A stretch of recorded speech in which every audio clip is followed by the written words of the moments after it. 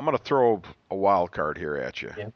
And this is just based on some information some people have been sending me lately, and I read up on it, and it just it threw me again. Where do the Jesuits come in on this? Ah, yeah, the Jesuits.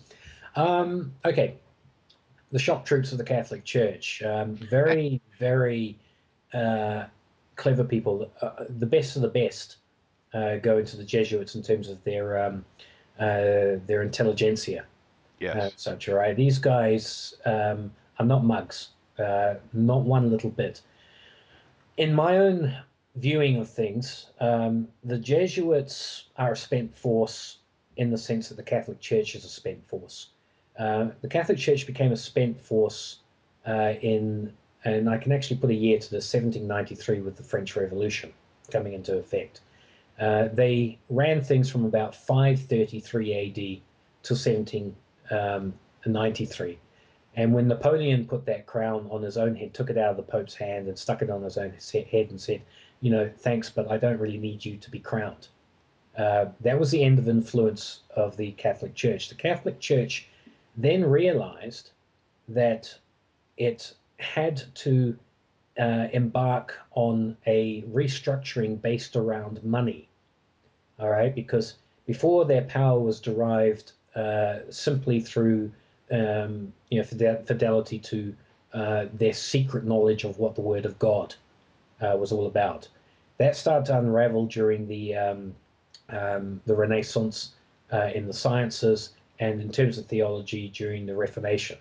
All right, they hit back in the Counter Reformation, but by 1793, it was all over in terms of their ability to dictate to sovereign heads of nations in Europe and literally around the world. Napoleon gave us the out Yes. from under the Catholic Church at that time, irrespective of his politics, whatever one thinks of it. But didn't Okay? they? Let me just interrupt real quick. I just want to make sure we're because I want to come back to the stuff where you're talking about with the Nazis. But Right. didn't the Catholic Church and the Jesuits, in a sense, do exactly what you explained that the Nazis did? Bormann did with the Nazis. Yes, they have done in the past, but they not nearly as successfully.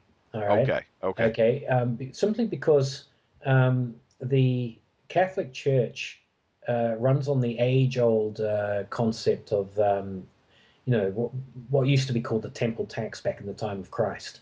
You pay your tithe, you put your offerings in, and of course there was this income coming into the Catholic Church, down through the ages. So there wasn't the urgency that Bormann faced Gotcha. with Gotcha. Stalin's divisions just across the border coming in, and Yeah. Patton and Montgomery making their way up and so on like that. Okay, the Catholic Church, by virtue of its own bureaucratic heavy system, was not nimble enough to really take control. And to a large extent, they were dependent on taking templates from the banking system in order to compete as such. Now, by the time the Rothschilds and all this lot had established the banking system that became Europe after 1815, after the French Revolution, you could say, um, the the system was largely run by Protestants and Jewish types, right? Catholic types weren't involved, so they were behind the curve in getting in on the act at that time. Oh. And what they did was they desperately tried to play catch up on the whole thing. The Jesuits were given all that, but of course, the laziness that comes with a steady income from all those people in South America and other, the Philippines, other Catholic dominated countries, tended to make them slow. Where it really came into focus for the Catholic Church was the alliance between Benito Mussolini and the Catholic Church.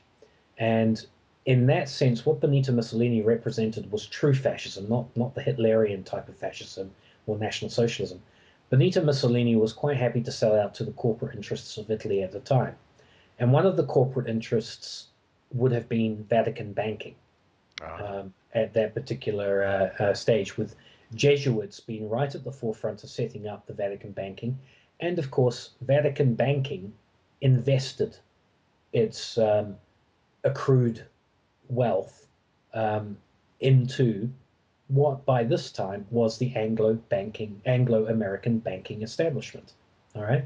So Vatican money really just became a sub-department of the Anglican banking establishment. And the only influence that the Catholic Church maintained at that time was whatever religious influence they had over a not inconsiderable 1 billion people Yes. around the planet. But in terms of real power, okay, pretty much behind the curve for what was going on, and certainly not as dynamic, and certainly not as technologically, involved, in terms of this. However, going back to your question about, where the Jesuits play in this game, all right, not to be mucked about with. These guys, ran a tight ship within Catholic circles, which seems to be busting apart now with this Butler, Oh yeah. sending out all his, stuff and so on like that. But if you want to get into the Catholic Church and the Jesuits, you start talking about the assassination of popes.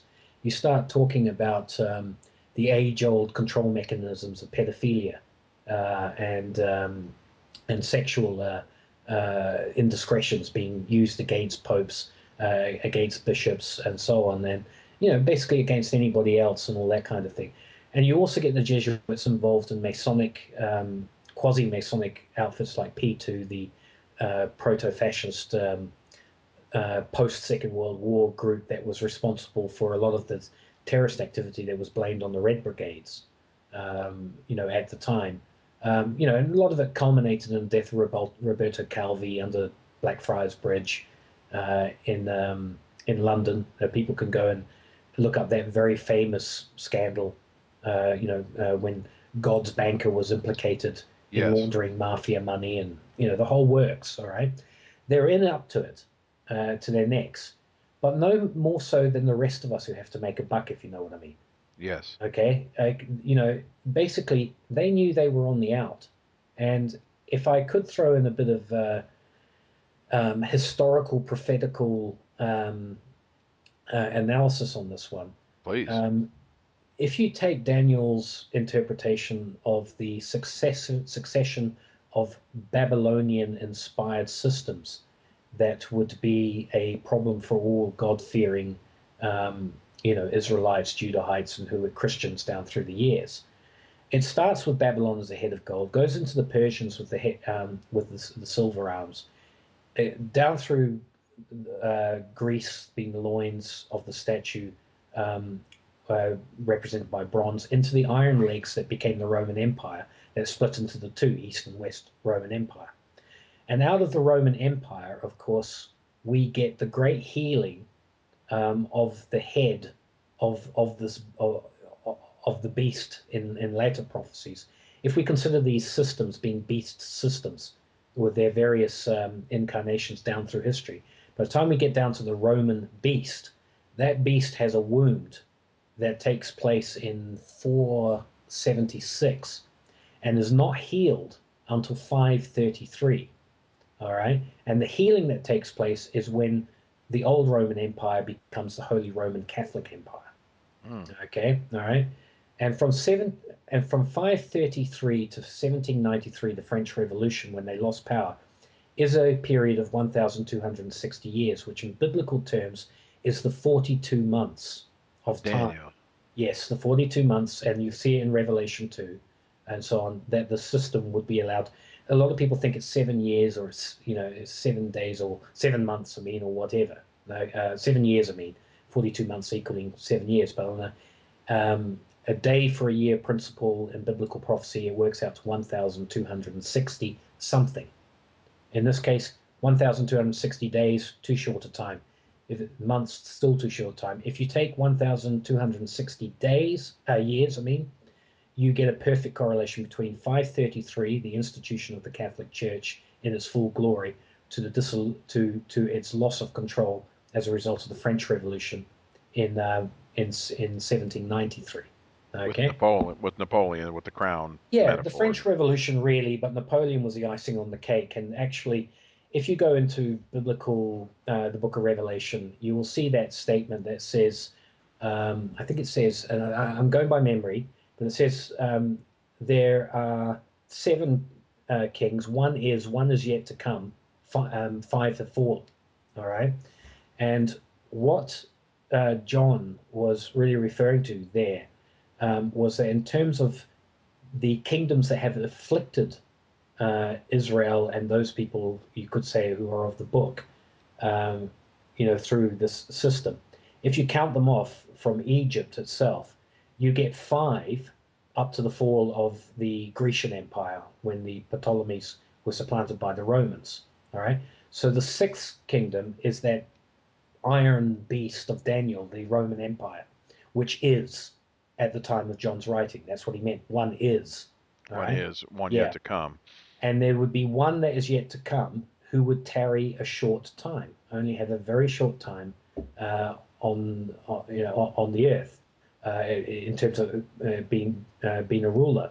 All right, and basically this Roman section, okay, was the longest serving incarnation of these oppressive regimes, and it would go through two phases. It would go through pagan Rome or imperial Rome, and it would which would break into two pieces, and then it would go through Catholicism or Catholic Rome and Orthodox Christian Rome, as in the Byzantium side of things, with the Catholic part of it becoming the dominant side, and that would be the longest lasting incarnation.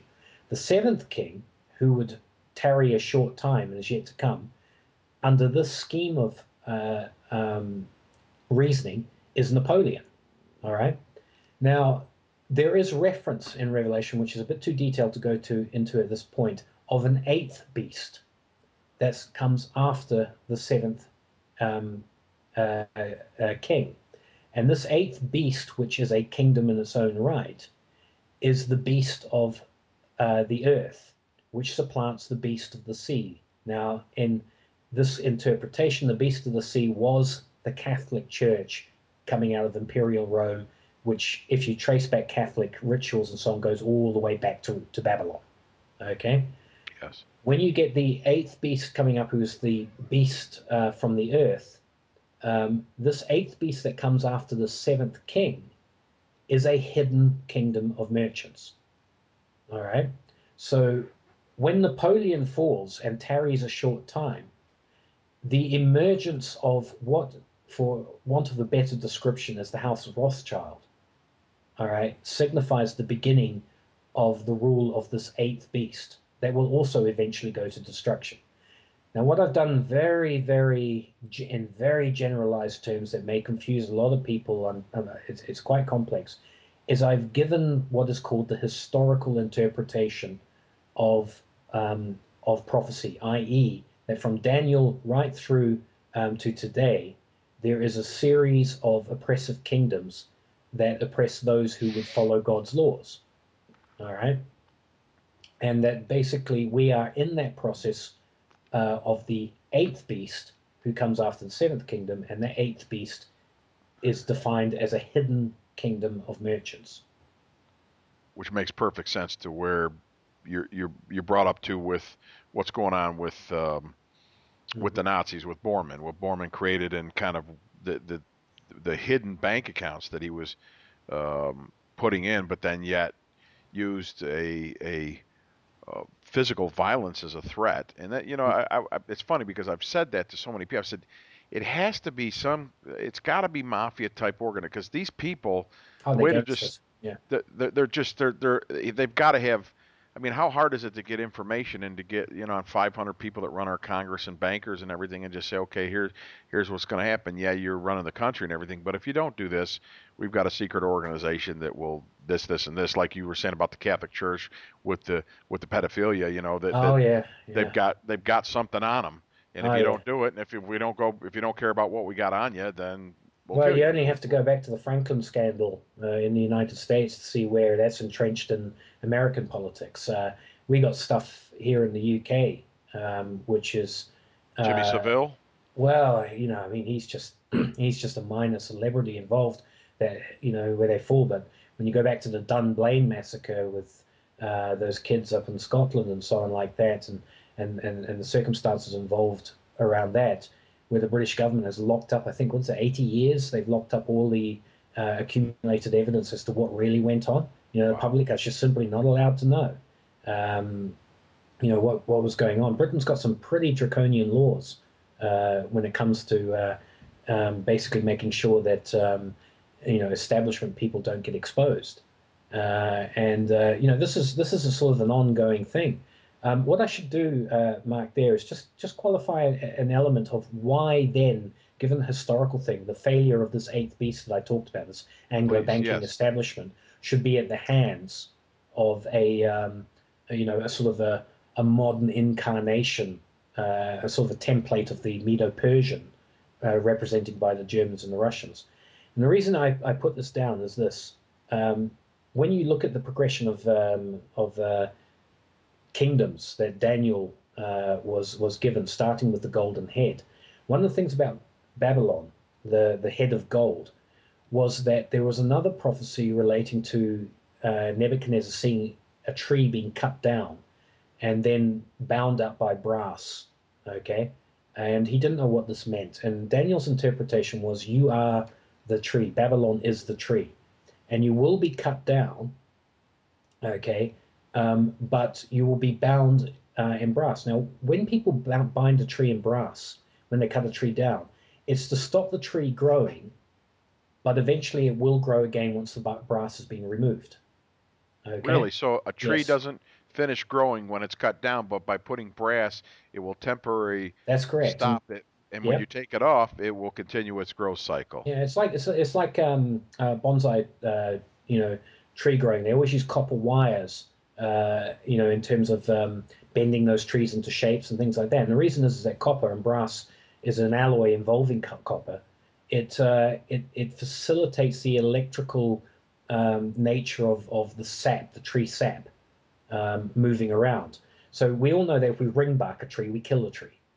Okay, if we strip it of its bark, and basically its outer bark is where all the nutrients from underneath go up towards the leaves, and that's how it lives. All Yes. right, solid wood in there is just really the building skeleton of a tree. If you place a brass binding over a cut down tree, what you effectively do is you maintain the tree's ability to function in terms of the nutrients underneath, and Wow. Who operates. figures this? Who figures This this is stuff? ancient stuff. This is No, I know, but ancient stuff. how the heck do they figure this out? You know what I mean? Well, it's true. There's phenomenal stuff from ancient times that we've forgotten about. But the Japanese with their extremely artistic. You've seen those trees that they Sure. Oh create and yes. so on. Oh yeah. All right, I've done a little bit of that myself in New Zealand, fixing a tree, and it's amazing. The copper literally becomes one with the bark. If you try ferro um, metals like iron wire, steel wire, it ain't gonna work. If you Non just if you just non-ferrous. tape it up with gaffer tape or something like that, it isn't going to work. All right, you've got to use these. I mean, obviously silver wire and gold wire would be great, but somebody be into your tree, Expense. tomorrow, and you'd lose it. So copper wire does the job, and brass does the job. My point is that what Nebuchadnezzar was being told was that at some point in the future, Babylon would rise again, and this is where we get the revelation in John where Babylon does rise again as Mystery Babylon. And the angel that calls out the message says, Babylon is fallen when it comes to the judgment of this Babylon. So, what that refers to is that Babylon fell once when the Medo Persians came in, but it's hidden. It is the hidden Babylon that appears at the end of the age when the brass bands of this tree are released that basically falls again, all right, and falls for a time where it no longer, rises again. Now, if you look at the statue that Daniel, I think it is give your readers, it doesn't take long to read the whole book of Daniel, but I think it's the fourth chapter or the fifth chapter. The statue of that Daniel interprets from Nebuchadnezzar's dream starts off with the head of gold, that being Babylon. That tree was also Babylon. But the head of gold gives way to the arms of silver, the chest and arms of silver, which is interpreted as the Medo-Persians. Yes. Okay, so basically, the template, all right, for this interpretation of prophecy is that whatever follows a re-emergence of Babylon, okay, will be of the silver of Medo-Persia. Okay. Okay.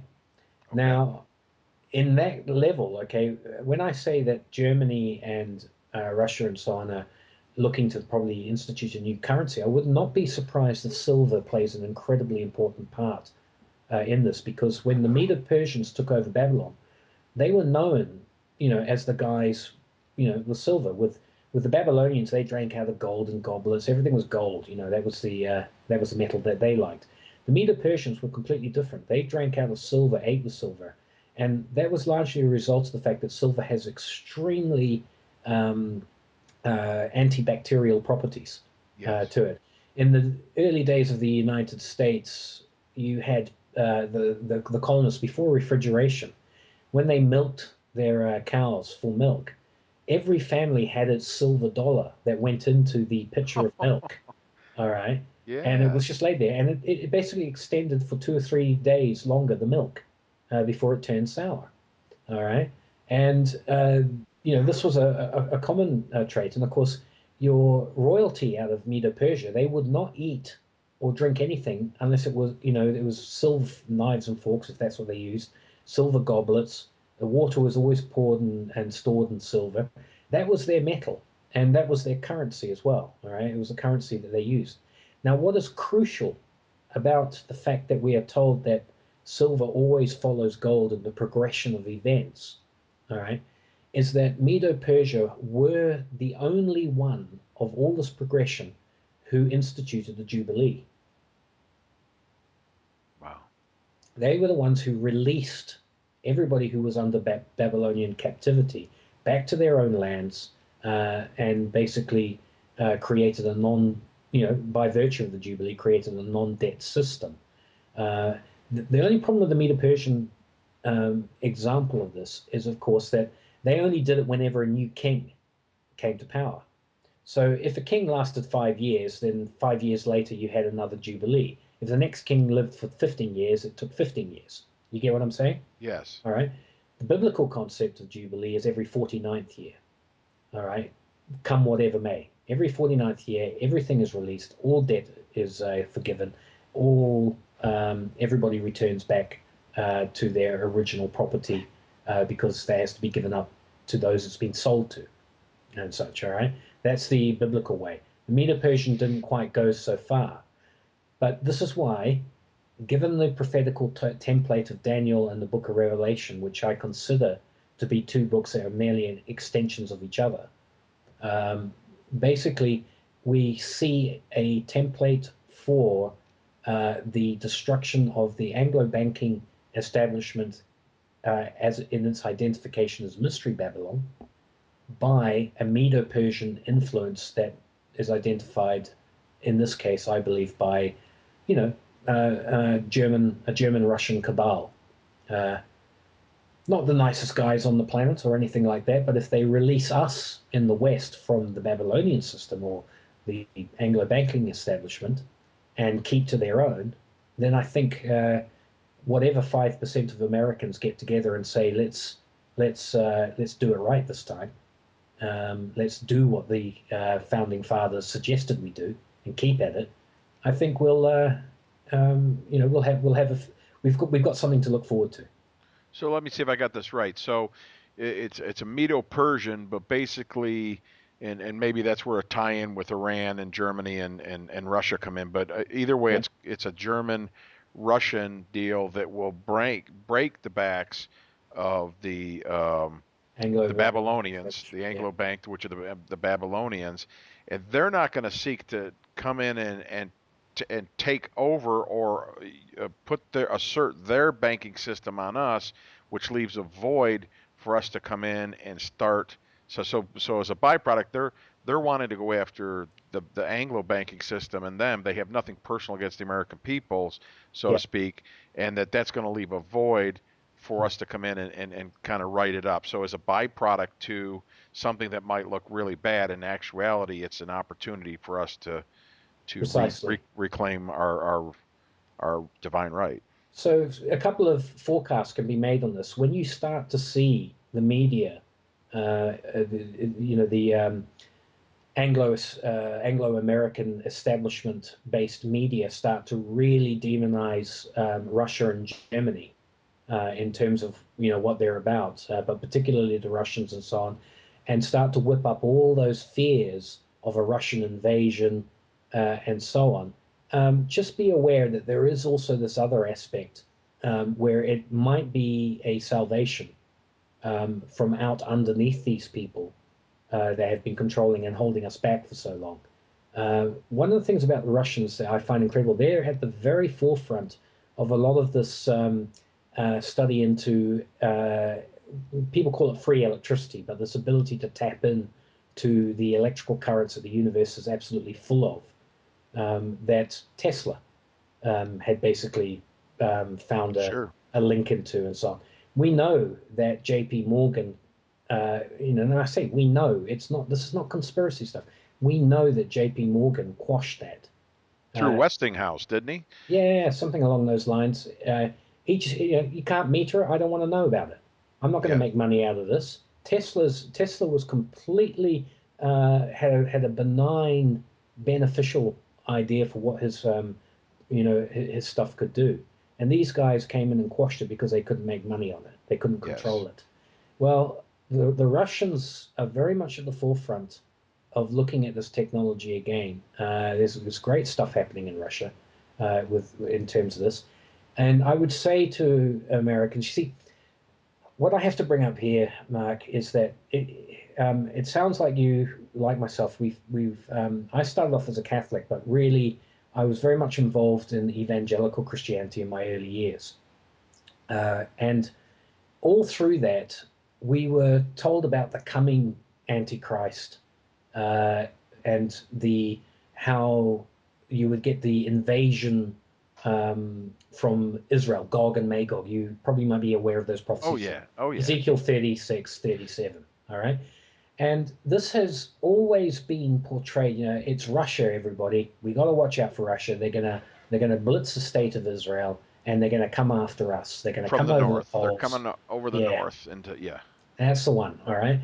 Now, this kind of interpretation from evangelical Christianity is going to be a blockage to understanding what really is happening.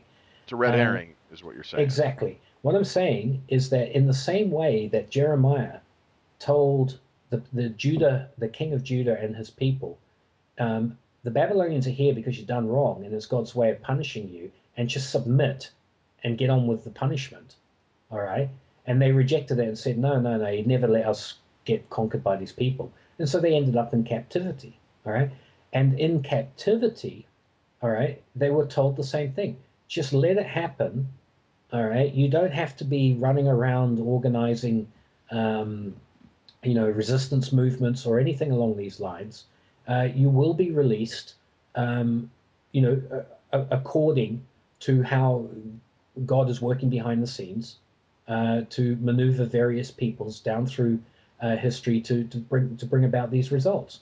In other words, when you start to get the fear mongering about Russia, about China, um, and possibly even the Germans, the Germans will probably once again be targeted for this kind of thing. When you start getting that, just think twice about it, and and see it more rather than a Gog Magog scenario, a Medo-Persian scenario. Gotcha. Gotcha. So instead of the fear that comes out of that, be able to look at it and say, okay, this is in prophecy, and we're getting ready to have a great opportunity to. It's almost like we've let it happen, so to speak, and now it's time to say, okay, there's going to be a jubilee. There's going to be an opening. There's going to be Absolutely, yeah. yeah, and that opening will come when the Federal Reserve takes on so much debt that it reaches a point where they just come and say, well, taxpayers got to stump up, and that's going to be the limit. Somebody is going to stand up there in Congress. Somebody in the military. I don't know where it's going to come from, Mark. All right, but all it takes is 5%. Of the people of America to say I've had enough, and these guys will fall. But I honestly do believe that they'll fall by their own hands.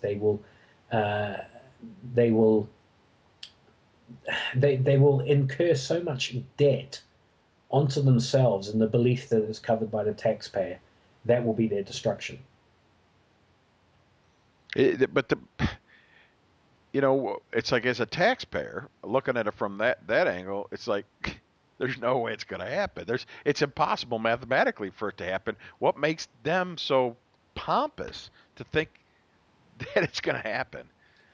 It's not even that they're pompous. When I look at Ben Bernanke, for instance, all right, I don't see somebody who sacrifices babies in his spare time and Yeah. and all this sort of stuff. Right? I actually see a very genuinely kind man.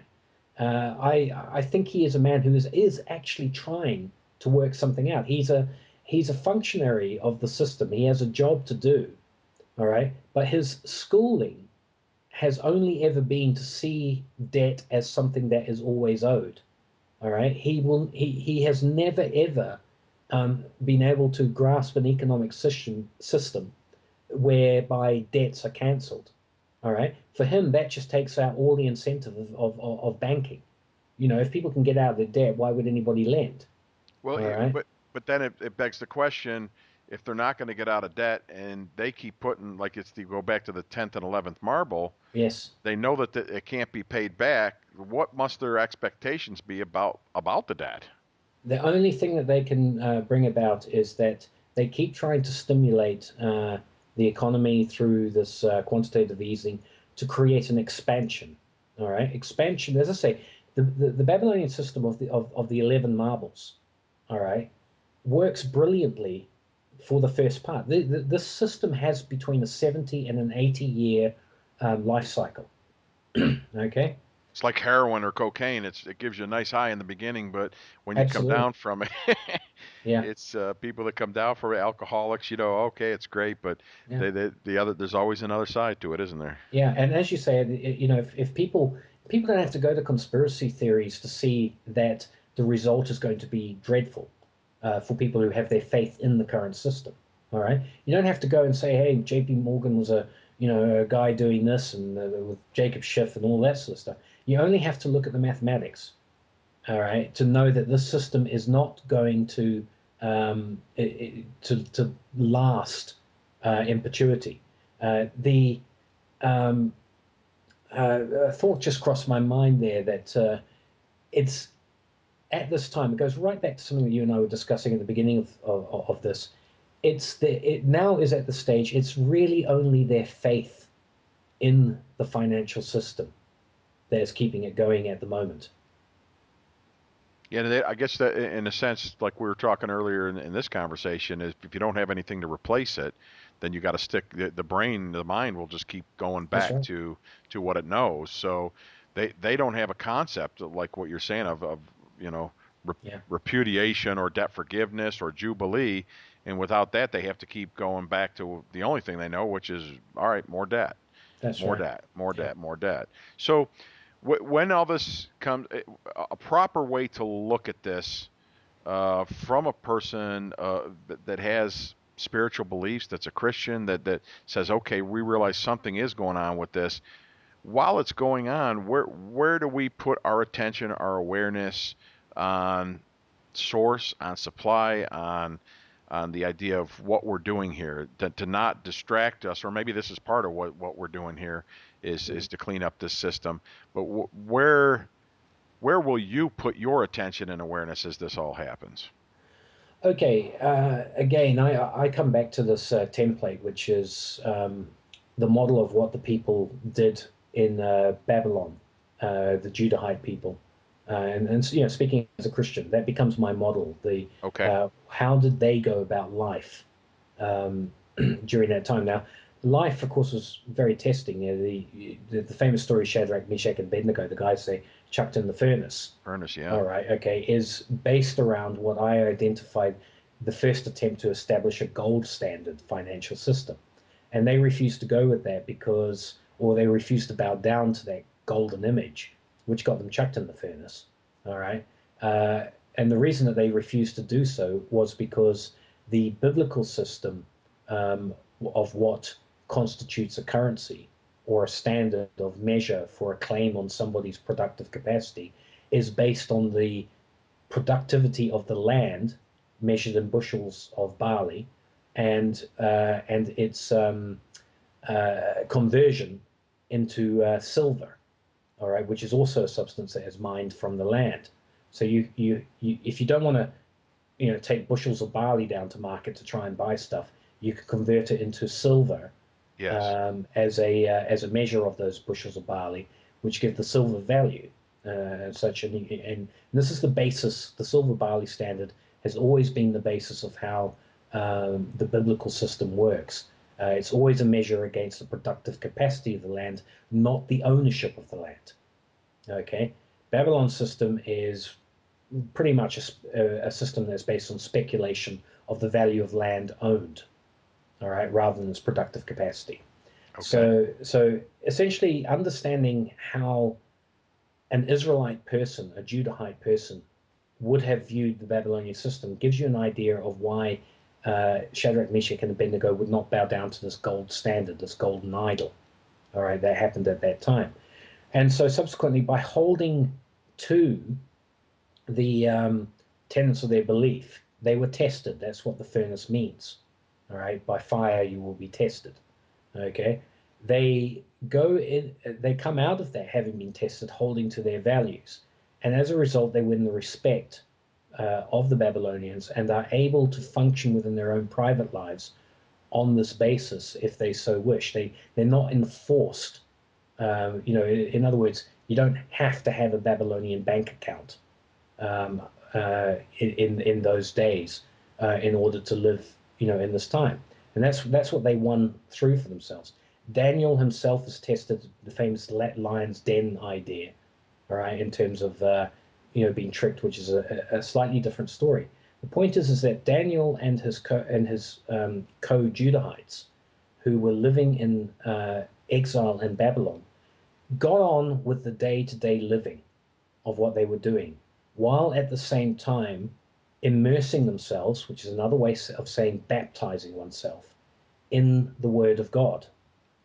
And the Word of God to them was very much the books of Moses, okay? Because you didn't have Isaiah or even Daniel, Yes. to go and reference in those days, and certainly not the Gospels.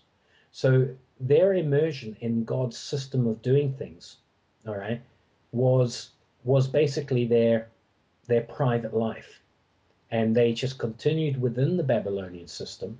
They would, for instance, if you had a Babylonian bank, given the laws of how God works, they would never take a loan from a Babylonian bank, but they would loan to a bank. So it's perfectly fine in the scenario to put money into a Babylonian bank and collect interest, all right? Because that's under the law, you can lend that interest to foreigners, okay? Gotcha.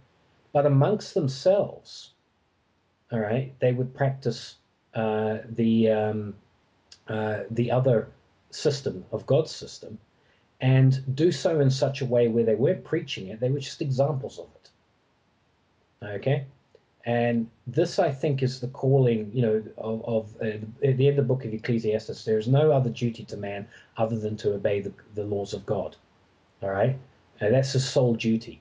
And in so obeying, you basically put yourself in the position of being seen as a worthy servant. You become an example, and it is through example, through being an example in your own private life, that that people that you witness basically to people.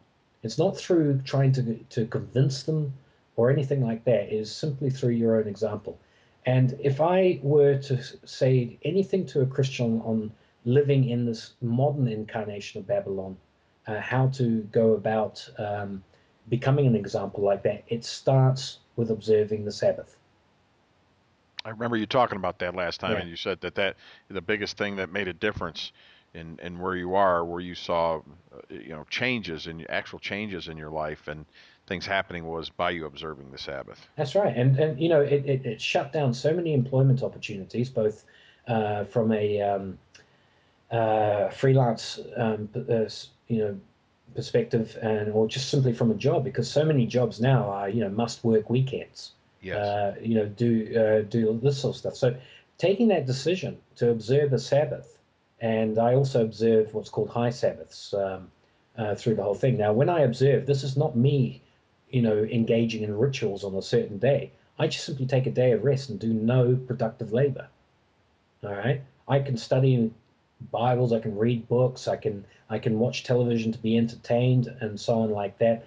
It would be best if I spent my time immersing myself, baptizing myself in the Word of God, as far as I'm concerned. But the Sabbath is about resting, doing no productive labor. That's why it's stated, you Sabbath was made for man, not man for the Sabbath.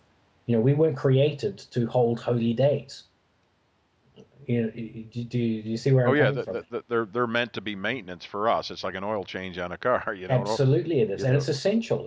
Once you get it into your life, once you hold to it, it's amazing the health benefits, the lack of stress, all that sort of thing. Now, that's just my own personal sort of undertaking in that. What I'm saying is that if you decide to go down that route, expect to be tested, expect to have it really, really difficult in doing so. But as the saying goes, if you honor me, I will honor you. And of course, there's a lot of sort of theological suppositions in that statement that we sort of can't go into. It would take another session as long as this one to really, go into what being a Christian means in terms of our futures. But in terms of our day-to-day stuff, just render unto Caesar what Caesar's. If he wants tax, you give it to him, and so on, in the full knowledge that all these systems have their time where they've been given the chance by God. You want to bring about the fruits of the kingdom and be a blessing unto all the nations of all the families of the earth. You've got this time to do it. And when their time comes to an end, they will be judged. And then eventually, the whole system is replaced, if biblical prophecy can be believed, by a system that is truly a benefit to all families of the earth. And in my opinion, that starts with Sabbaths, and it starts with the idea of Jubilee forgiveness. Yeah, those two things I could see really. I mean, I remember when I think I said this on the last time we talked, when I moved to Texas at first from New York Mm-hmm. years ago when I got out of college and went and lived down there. They still had the blue laws in effect, which meant that you couldn't sell anything, be minimal stuff, food if people needed food, or prescription items, if Mm-hmm. they were sick. But the idea of production and Mm-hmm. produce, no, they would play, they'd watch their football games, they'd get around and eat together and have a good time. But you didn't do anything on Sunday when I first got down there. And apparently it used to be like that more in New York State years before. Mm-hmm. And there was something about it, knowing that you and everybody else were taking a break that day. Yeah, but the That love of money came in, and retailers came in and said, I can't make a buck. I can't, I need the extra day of selling. And of course, then exactly. people saw the convenience of it. Started with supermarkets, or what you guys call convenience stores, in America. The same thing happened in New Zealand. All these places where you move into that idea that it becomes something like that. Now, if I be so bold as to go back to your Babylonian exiles experience when they were released by Medo-Persia, something that I believe will happen as a result of what the Russians and Germans are doing for the American people at some stage in the future, near future. When that happened, go and read Ezra and Nehemiah and see it for what it is. That when this remnant, this 5% of Judah, returned to rebuild the temple, one of the things that they were doing, I mean, these guys were called prophets, Ezra and Nehemiah, but they were digging in the old temple area, and they were halfway through building this temple and so on when they found a scroll, which was actually the law, meaning that in the time that they were in Babylon, a lot of this knowledge had virtually been lost and so on. And when they read the law, to their horror, it said, yeah, you can't, you've got to observe a Sabbath. And, these guys at that time, they were building the temple, had been released, and, they were having a full on market day, 7 days a week, that was facilitating the building of the temple and all that sort of stuff. And the prophets had to come down and say, I'm sorry, this can't be done. It's here in the law. This is what we are. This is who we are as a people. You're going to have to do it. Well, honestly, the proverbial hit the fan. And, these are the things that American Christians who understand what their legacy is. It's politically incorrect to say it, but America was the first nation in history since the time of King David, actually before that, since the time of Judges, to actually place Jesus Christ as their sovereign head. And to this day, the only one. Even the United Kingdom doesn't go to that length. The queen was always put as, or the king or the queen was always put as the head of the church, and so on, and thereby the sovereign head, and so on like that. But America was the first nation that actually, this is where you say, one nation under God. Yes. All right, okay. It was the first country to ever do this, and the politics down through the years means that this has been eroded, and people have said, what right does Christianity have to dominate, and so on. And to be perfectly honest, Christianity has been its own worst enemy, in terms that it has not been the example it should be, to other people, in following its own lives. You've got too many scandals, too many people that, one of the biggest things is when Christianity actually started throwing out the law. It doesn't apply anymore. We're no longer under law became a big thing without understanding that the law, that Christ fulfilled the law, and that's why we're no longer under the curse of the law. We're not no longer under law. We're just not governed by its curse. We're not going to die and cease to exist. We have that promise of salvation from death. And this this basically was where America fell into disrepute, or Christians in America fell into disrepute. They lost all this in the pursuit of their own happiness, in the idea that the American way of life is the pursuit of happiness, and such, without understanding where the responsibilities came from, as in they had accepted a basic tenets of law as prescribed by Christianity, going back to the Ten Commandments. This is where it all started with it. So Christians have a lot to the American Christian community in its various forms, and I'm including Catholics, Mormons, the evangelical Protestants, Baptists, the whole works. Uh, they have a lot to answer for in not being the true example that we could be, where it doesn't matter if the country says, "Oh, don't worry about the Sabbath." If you're keeping the Sabbath has been kept. Mm.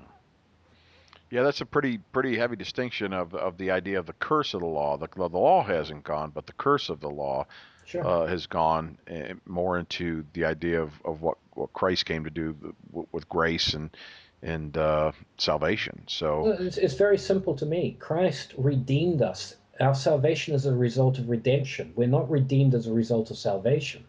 All right. the kinsman redeemer. Yes, this is what it's all about. You have a law that if you are convicted of death, convicted to die under God's law, all right, and let's face it, anybody, if one of the death penalty things was simply not keeping a Sabbath, all right, or, keeping a high Sabbath. Uh, these, this meant that every Israelite has at some point fallen foul of the law and received essentially the death penalty, as in when you die, that's it, you're gone. And the only person that can redeem you from a death penalty, if you committed murder in ancient Israel and you were condemned to die, the execution had to take place. The family of the murder victim couldn't forgive you; only the victim could, and they were dead, so there was no forgiveness from the victim under that law. You were going to die. But if somebody in your family said no, I will die in their place, that was acceptable as long as it was a family member. And this is what Christ, being the second Adam and the theology involved in it, he took that upon himself for all of us, that you're all guilty under the law. I am innocent under the law. I kept all my Sabbaths. I was the physical embodiment of the law in my life. Therefore, I can qualify and redeem you by dying in your place. It's literally like a judge passing a death sentence on somebody in Texas and then saying, okay, you're going to die for that horrible rape and murder that you committed. But I tell you what, buddy, I'll go to the chamber instead of you. And he's your relative.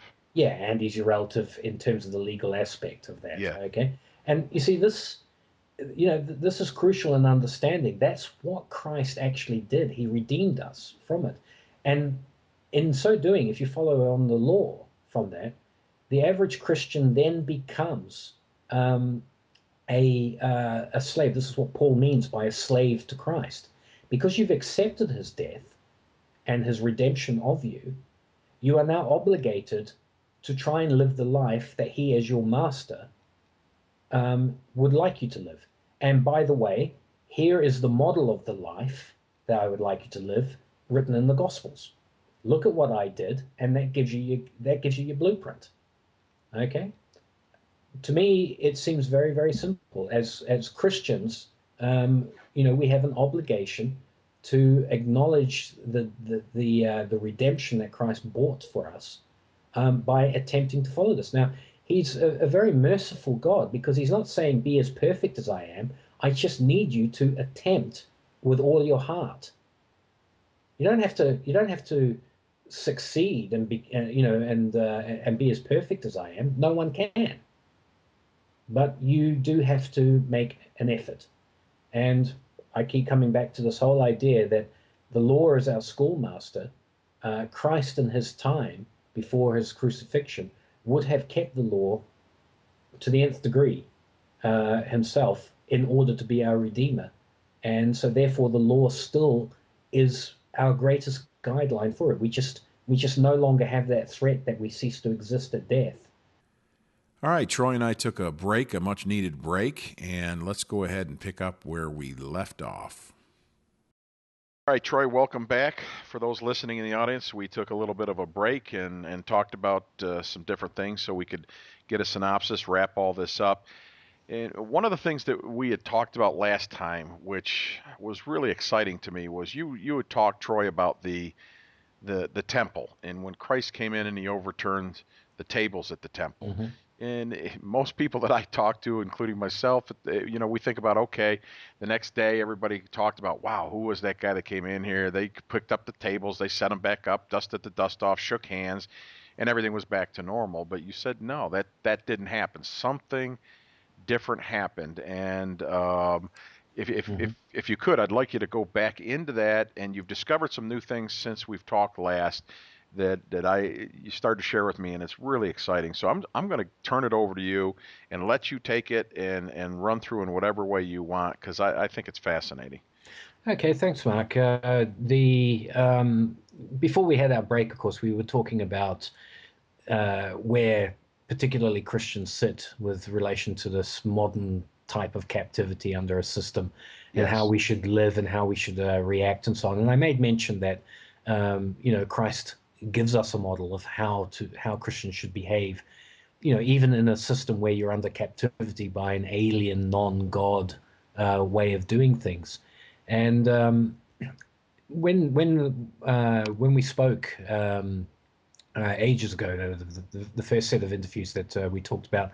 Of course, as you said, what really perked up your ears and in terms of listening to there was this idea that there was more under the surface as to what was going on with Christ driving the money changers out of the temple Yes. than just quite simply an unruly act by Yeah. Christ behaving as a hooligan and getting all petulant about his father's temple and saying, righteously indignant. There was a bit more there. So what I've discovered in studying all these uh, various historical sources that go back to what was happening in Judea at the time points to a picture that shows that Christ, in going into the temple and doing what he did, was part of a process in his own life of simply following what God's laws had to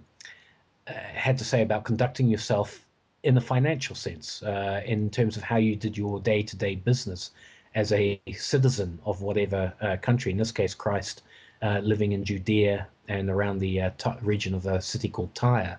Okay, can I And stop? Can I yes, stop you just hmm so what we're looking at really is two different things. Is Christ doing what he knows to do financially within his own life, but also there is a the He's mixing of the two subjugating him. systems. Mhm. Yes, He's yes, subjugating his dealings, putting God's laws first.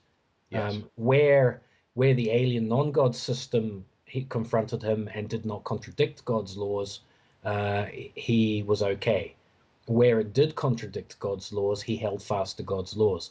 This is the hypothesis that I'm putting forward, that in living this, there is a hidden history behind events leading up to the event at the temple where he's chucking people out, that actually triggered what was, well, I would put it actually about number three on the scale of the greatest financial crises to ever hit humanity, particularly the Western world. And it's been a fascinating study. And so, what I'd like to do is for the listener just set the scene for was an extraordinary story ending in Christ's execution, but also having ramifications within the imperial family in Rome to a degree that I believe there was more than simply uh, knowledge of a revolt brewing in Judea, as far as the Romans were concerned, but actually that what was happening in Rome and its financial system was intricately entwined with what was going on in Judea that had been triggered by the individual Jesus Christ. And so the setting to this, if we go back before Christ's actual birth, we find that the Roman Empire had established itself in the in the Middle East. It conquered wide swathes of territory, and it was top dog. It had replaced the Greeks, and it basically ran a system of what you call client kings in that part of the world, the Middle East, what we could call Israel, Palestine, Lebanon, and up towards Syria.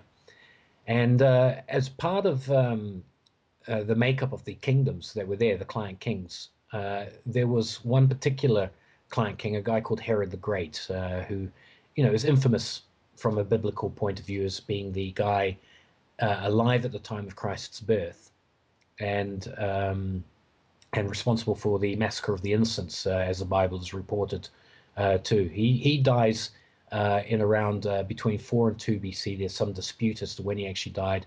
I place it at 2 BC, at 1 BC actually, which we'll get into later. But this is the guy who's running the show down in Judea. Now, Herod is an interesting character because he's running a Judean kingdom that is essentially a kingdom made up of the exiled returns of the Judahite people from Babylon. Remember, they went into captivity some 600 years previously and returned, 500 years previously, and returned to rebuild the temple.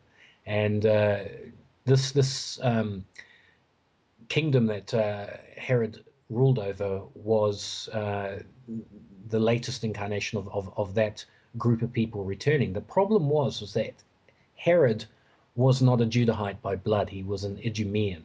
An Idumean was an Edomite.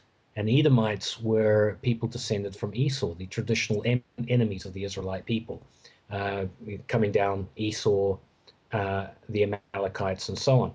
What had happened was that the Idumeans, or the Edomites, had been absorbed into Judah as part of the political conquests of the Greeks and later on the Romans. And many had accepted the Talmudic version of the Mosaic law that was at that time starting to develop into a religion that's called Judaism. So basically, he was a converted Jew, Herod, and through various machinations, marrying into the Hasmonean dynasty before him and so on, he established himself through murder, patronage, various other nefarious activities as the king of Judea. So he was running the show for quite a long time in Judea, and was coming near the end of his kingdom when Christ was born. The real powerhouse was not Herod. It wasn't even the Romans at this time.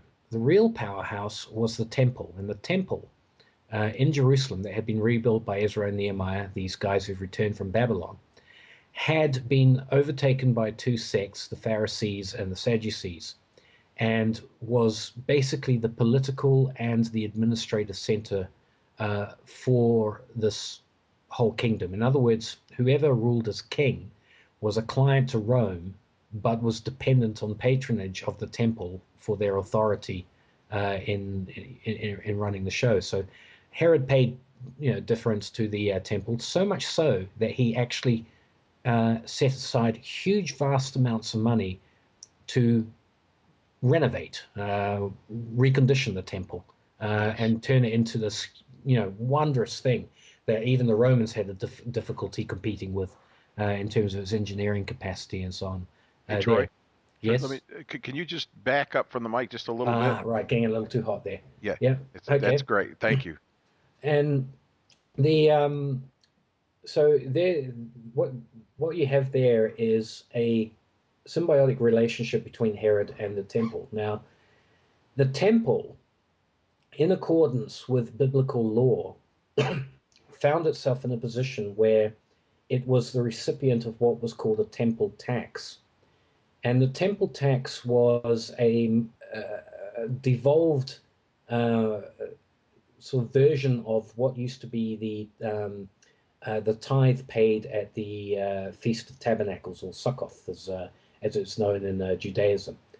And essentially, in biblical law, a good God-fearing Israelite or Judahite would basically uh, have to pay 10% of his income um, to God for anything that he had mined or had farmed from the land. Okay, so land-owning Judahites that farmed and mined paid 10%. The rest of Israel, including these people who um, farmed, mined the land, and all those who were employed in making shoes or furniture or building houses or whatever, had an extra tax, which was not really a tax. It was they had to come up with 10% of their income, and at the Feast of Temples, they had to go and spend that in the Israelite system on whatever they wanted. So it was kind of like an enforced thing. If you're going to save your money, if you save 100%, 10% of it has to be reinvested in the Israelite or Judahite economy. Now, But it, this, but it wasn't yes, like they didn't. It wasn't like they didn't get a benefit from it. that's right. They got something from it. Basically, it was a way of stimulating economic activity. It ensured that there was if retailers could rely on such a law today, they'd be in seventh heaven. It just you guarantee that you're going to get 10% of somebody's income spent at your, in the retail industry. And this essentially is what was going on. What happened at the temple, though, was that as part of this law, if your 10% of income was, let's say you made shoes or something like that, and you had 10% stock and you hadn't sold it all, but you owed, time came for the tax, you weren't going to dump shoes, 10% of your shoes, and go and get in trade. Nobody wants your shoes or something. How do you go and spend your shoes, except with people who might want it? And how do you price it? Blah, blah, blah. Great point. Uh, you coin it, you monetize it, all right? And of course, this was the business that the temple got involved in. It was like, we can loan you against what you say you have, and we will issue you a script. We will issue you a receipt that you can then use as a credit line to go out and pay. But when you come to sell the stuff and you get the amount of money that it's worth, you come back to us and you pay us in silver. Okay. Now, this devolved later on where it's just the temple simplified things. Forget about it. Just bring in a shekel of silver. All right. So I think it was a shekel of silver for each adult that lived there, half shekel for one adult, two adults, a full shekel. In Matthew 17, we find that the Christ is actually asked, have you paid your temple tax, basically, the tax on all things? So he gets Peter to go down and find a coin in the mouth of a fish, which then pays the tax. This is along the lines of rendering unto the authorities what is necessary. But this was essentially the temple tax that came with it. So what happened was that the temple became basically a huge reservoir every year with up to 2 million Judea, uh, Judaized um, Jews, Jews that were involved in Judaism, Yes. seeing it as a privilege to come in and pay this amount of money. So you get this huge resource, this huge uh, uh, what would you call it, asset base from which the temple has. Now, when they came to giving the receipt for going back to when people would bring in 10%, we can't bring in the shoes, let's say, so can you give it to us in a receipt, and then we'll pay you the silver later. Quite obviously, according to Mosaic law, they couldn't charge interest. Okay. However, when that receipt went in to the economy, all right, the people took that receipt and said, I'm going to spend this and I've got credit and it's backed by the temple. You would think that the merchants would say, give us the receipt, take, 10 shekels worth of whatever the receipt tells you you've got, and then they'd run back up to the temple and redeem the silver. Well, that's not exactly how it works. What happened was that the merchants started to trade the receipts amongst themselves, knowing that the temple was good for it. So therefore, the receipts became a form of currency, all right, or a credit note within the economy. And what happened was that the temple basically was able to figure out that it did not have to have a one-to-one backing of silver for the receipts going in to be spent in the Jerusalem economy. And so what you've got is you've got the first incidents, and it's not the first time it happened in history, but the first incidents in the temple where they started practicing what is today known as fractional reserve lending. Yes. All right. So essentially, these receipts are issued against, the temple realized it can issue 10 receipts for every shekel of silver it's got, maybe 12, maybe 20. It didn't really matter. At the end of the day, the merchants trusted the temple to redeem, and the temple came to realize that they weren't going to get every single receipt coming into them that year. They'd only have to pay out maybe 10% in terms of, and they could cover it with the silver that they actually had. So you've got these temple receipts acting as an actual currency in the Jerusalem economy, backed up by the silver that is accumulating at the temple through this tithe that is nothing more than a tax on the people at large under the authority, supposed authority of the Jewish God Yahweh. This reserve builds up over time. More receipts are issued against it. All right. Now, with these receipts in motion throughout the economy in Jerusalem, what we know is that Judea as a whole was at the crossroads of trade, and this is where the Romans come into the picture. The Romans had become affluent. They were no longer really the hard, stoic people of the Republic times.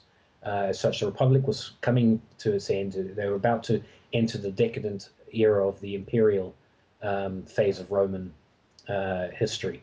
And these Romans developed a taste for luxurious living. And the kind of luxurious living that they developed came through imports from the East and the Far East. So that Rome was dealing with merchants in trade going as far as China. They silks from China, lots and lots of luxurious items and spices and things coming out of India. And the trade route that this followed was either up through the Red Sea into Egypt and from Alexandria along the coast of Palestine and finally into Rome, or it was coming over land and crossing Judean territory on the way to the great maritime ports of Tyre and further up. Names escape me at the moment. Kos is it? And of course Rhodes and these places became maritime trading places. Okay. So Judea was at the center of the crossroads. at this particular time. And what happened was that the merchants became involved in basically the transference of this trade between Rome and the Far East. And this is where the receipts from the temple gave them the capital to then enter into business agreements with Romans. Okay, so essentially, what happened was that Romans looking to import could seek loans from the Judean merchants who were operating with these receipts that was backed by temple silver.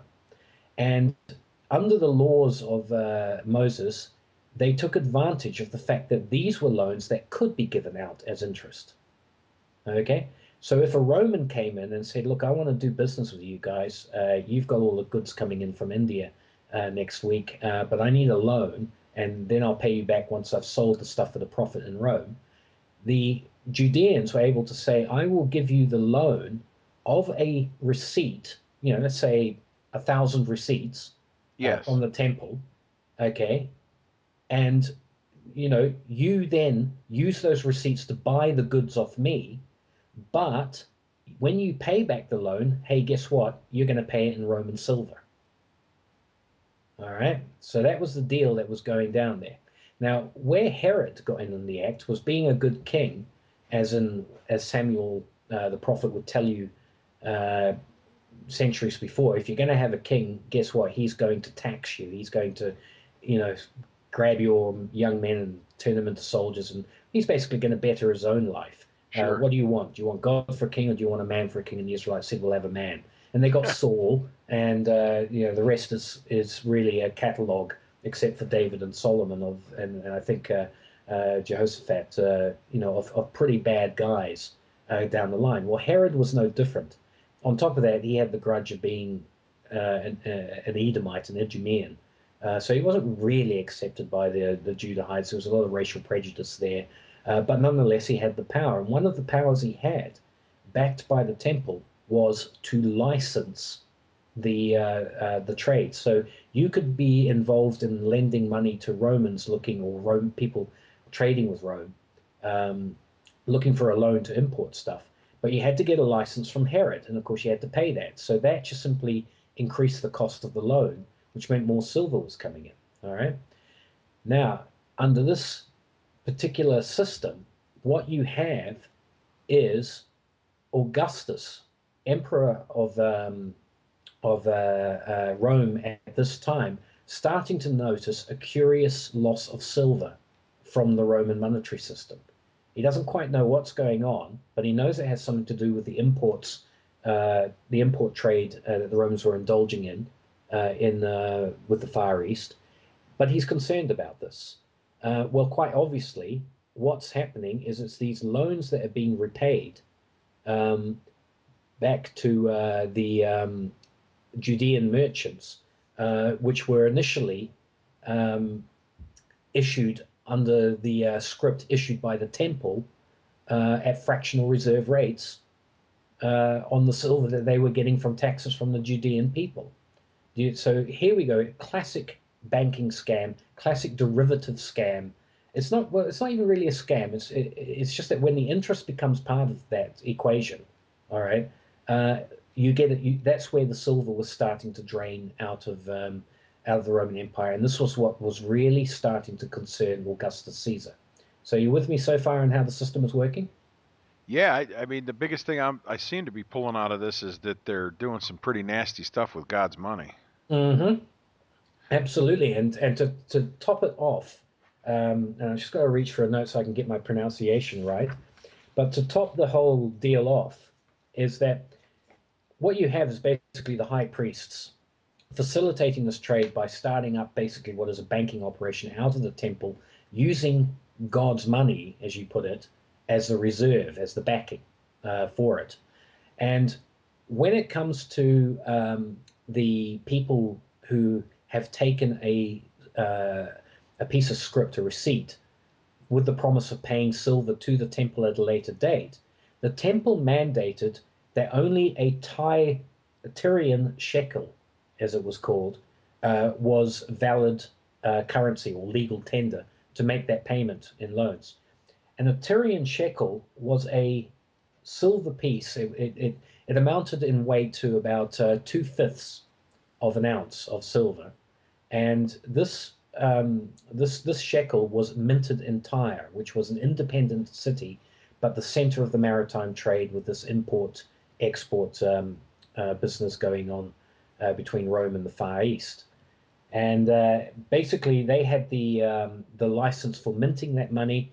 And what then started to take place was that because all this Roman money, which was coming in the form of denaries um, and the Roman currency was coming in, they were taking that and reminting the money into the shekel for people to pay the tax. And what that amounted to was a form of laundering. So basically, the Romans lost track of where their silver was going. They couldn't go into Judea and find their currency circulating and going. They would just simply find a whole lot of Tyrian shekels, in circulation where silver was actually acting as money instead of the receipts that were being passed around. Well, that was all very fine. It's just that you're getting a lot of silver now coming out from Rome as in payment for these loans, let alone for the products that are being brought in from the Far East. And so what happens is that we find that Herod the Great goes on a building spree. Now, for anybody who's lived in the United States or Britain, and even in New Zealand, where I'm from, or Australia, when you get a lot of derivative profits coming in and so on that you need to basically launder, what you do is you launder it through banks who lend out the money for various projects. And one of these areas that facilitated the modern version of this was, of course, the subprime lending market. What Herod represented was a building project whereby he said, let's build a harbor, let's build this fort, let's build this palace, let's build a new temple, the whole works. And what you can do is the temple can finance it through Tyrian shekels, which are really the laundered proceeds of Roman silver that has been used to pay for these loans that Roman merchants have entered into with the Judean merchants. So you've got basically a property bubble starting to develop They had in their own Judea. little, they had Yes, little. We think we're unique to this situation, but it doesn't sound like it. not at all. And this is what struck me as I went along was just how incredibly similar events were to, just simply change J.P. Morgan for King Herod and change the Federal Reserve for the temple in Jerusalem. And you've got yourself a pretty strong correlation as to what was actually going on at that particular time. The upshot from the Roman side, though, was this constant worry. Why are we losing all of our silver? Where is it going? Oh, it's the import industry. It's a bit like blaming the Chinese today Yeah, for all their goods in terms of where the money's going and all that sort of thing. Not realizing that the true problem for the loss of silver, if there was no interest involved in these loans on bits of script or whatever they were, clay tablets, but it was more likely that they were parchment and so on. yes, If there was no interest on these um, things that were created through fractional reserve lending by the temple in the first place, if there was no interest in this, then a Roman merchant could sell at a profit, pay back uh, um, his amount, and you wouldn't have a net loss of currency leaving the Roman Empire. It's just, you would just get a classic trade imbalance, all right, of more imports to sure. whatever. But the fact of the matter is that money would still exist in the Roman Empire and people could maybe compete with the importers, all right? But instead, money was being drained, and so therefore there wasn't the money available for Romans or Roman businesses to compete um, with the um, with the importers of Far Eastern products. Okay, so very familiar, really. Um, Many Americans can probably see this as very familiar ground. Uh, what's been happening to America over the last 40 to 50 years. Yes, Certainly, Britain went through this process before the Second World War. Many countries do go through this. So this is not old. This is not new.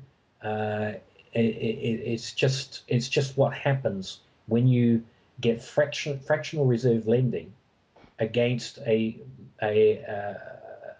monetary sorry, a metal base that is then loaned at interest out into the economy, and then complicated by this inter-economy trading, i.e., the Roman Empire with the Far East and so on. Globalization, basically. Yes. All right.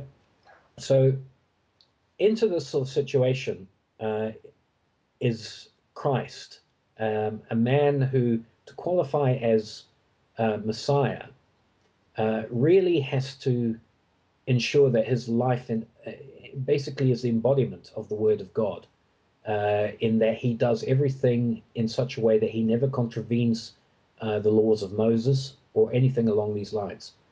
However, like anybody, Messiah or not, Christ is going to have to make a buck at some point in time. He has the advantage, and it's just quite simply the way life works. You've got to be productive to get a means of exchange, i.e., money or currency, in order to get those things that keep you alive. And we know that Christ had to eat to live, and we know that he had to have shelter to sleep, and so on. The nature of the Messiah was that he would be a man like anybody else. All right. Yes. So he is born into a family who trace their origins back to the house of David through, um, just as an aside, Christ's family were a bunch of Judahites that were evacuated from the house of Hezekiah when Hezekiah was getting all. Uh, Hezekiah was the last king of Judah before their captivity. When he was getting all difficult about following Jeremiah, it was a group of hostages taken by Nebuchadnezzar of the royal family to Babylon in the way that they used to do in those days, hostages. And this is the lineage that you then follow to Christ, as listed in the in Matthew at the beginning of the Gospels.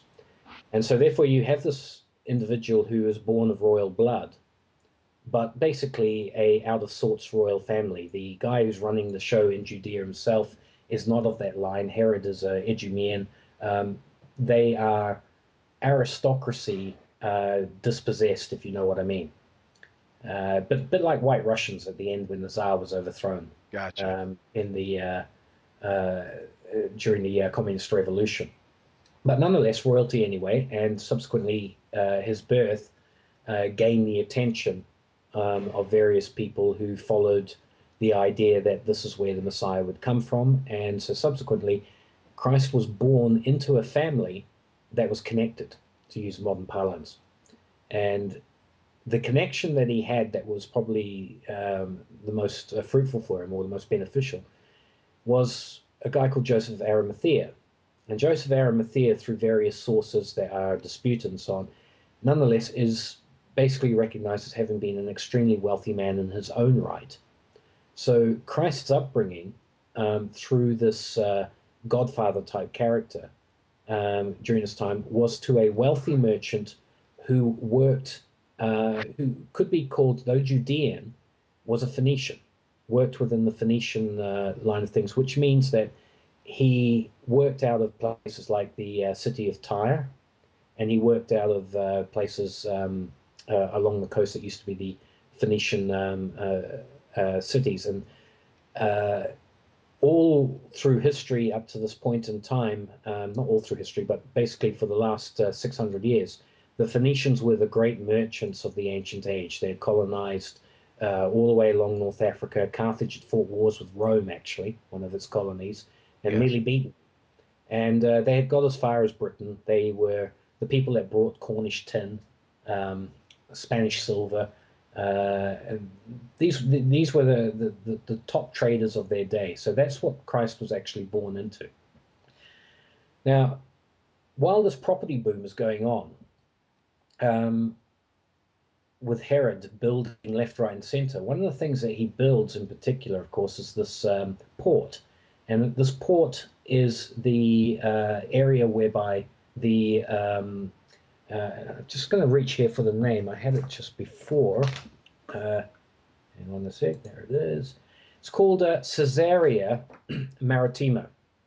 Okay, and basically it's still there today, the ruins of it and so on. And Caesarea means it was named after Augustus Caesar. It was Herod saying, "Hey, look, I'm going to build another port. It's going to compete with some of your lot, but I'm going to honor you and I'm going to call it after you and show you that I'm really actually a big supporter of Rome and I can be trusted." This was the game that Herod played through his entire time, because a lot of the locals, being good Judahites, really did not like the Sidumean running the show over and above them. And so, Right. therefore, he really did need a certain amount of Roman patronage to basically say he was king. All right. Now he builds this huge um, uh, maritime port, and through it he runs his license importing, sort of business. I.e., he takes a license for everybody who wants to set up in business. And this port's main area of trade is with Rome via Rhodes. And Rhodes is the great maritime island which is really the center of Rome's own merchant navy and fleet. Okay. Yep. Now, this is where we swing back to what's going on with the Romans, and particularly the family of Caesar. And by the time that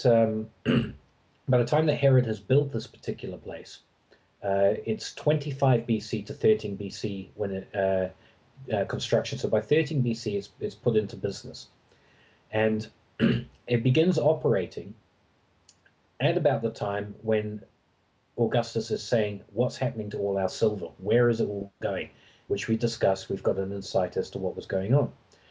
Now, a curious thing happens in the Roman, how would you say, politics at this time. The designated, what would you call him, heir to Augustus Caesar is a guy called Tiberius.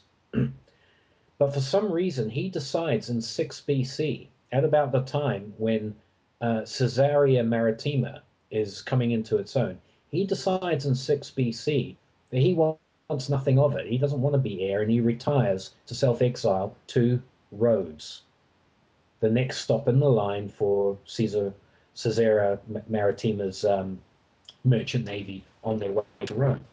And Okay. he is there for nearly 10 years in his capacity there as supposedly an exiled retiree who gave up the right to become the heir to Augustus's throne, as it was fast becoming. As far as the public are concerned, Well, we lost the connection between Troy and myself, so let's go ahead and pick it up where we left off. okay, so Tiberius has retired, so to speak, to Rhodes, where he spends the next 10 years between 6 BC and 4 AD. And he does so as supposedly a split with Augustus. It's a great big scandal in the Roman Empire. It's seen as a split between the two most powerful men in the Roman Empire. And that's how it's portrayed in general through the histories and probably in the tabloids of the time, that, this was going on between these two men. Tiberius has actually effectively placed himself in the best place under Roman control to monitor the merchant traffic coming out of Caesarea Maritima, the port constructed by Herod, and also the city of Tyre, where the silver is being minted into Tyrian shekels for the Jerusalem temple. Now, if we go back to Augustus having this problem with where is all the silver going, there has been a postulated idea that, in fact, Tiberius, one of his most able generals, certainly one of his more trusted people, was actually sent as an agent to the one place in the Roman Empire where he could monitor what exactly was going on in this Roman import trade that was leading to the siphoning off of silver. Simply because all the shipping went through there, the merchants were all there, and that's where a lot of the deals would have been done.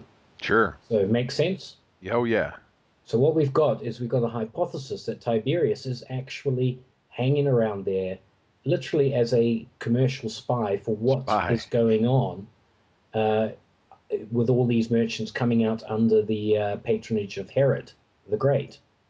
However, as things happen in history, something inconvenient happens to the whole thing, and that is that Herod dies.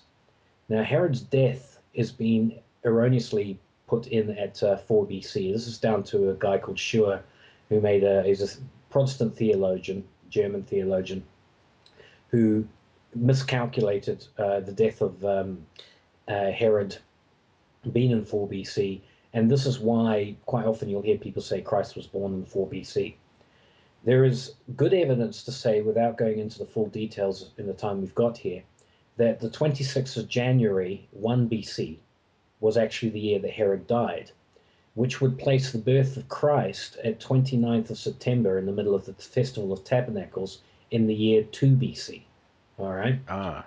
Okay, so now what that means is that from 2 BC, that puts, if Christ was born at that time, that puts Christ's crucifixion in the year 33 AD. Okay, 33 AD being the focus of our attention as to what was going on in Rome, what was called the business panic of 33 AD. So you can see why it's crucial that we establish that Herod actually died in 1 BC, Christ was born in 2 BC, and that Tiberius, during this time, was ensconced on Rhodes, acting, it would seem, as Augustus's eyes and ears as to what was going on in terms of the merchant trade, Silver. the silver leaving out. Why would I say this? Really, it sounds very tenuous and so on, but what happens next is that you get a dynastic struggle taking place between the sons of Herod the Great. And you get this guy called Herod Archelaus coming to the throne of Judah, and he rules until 6 AD.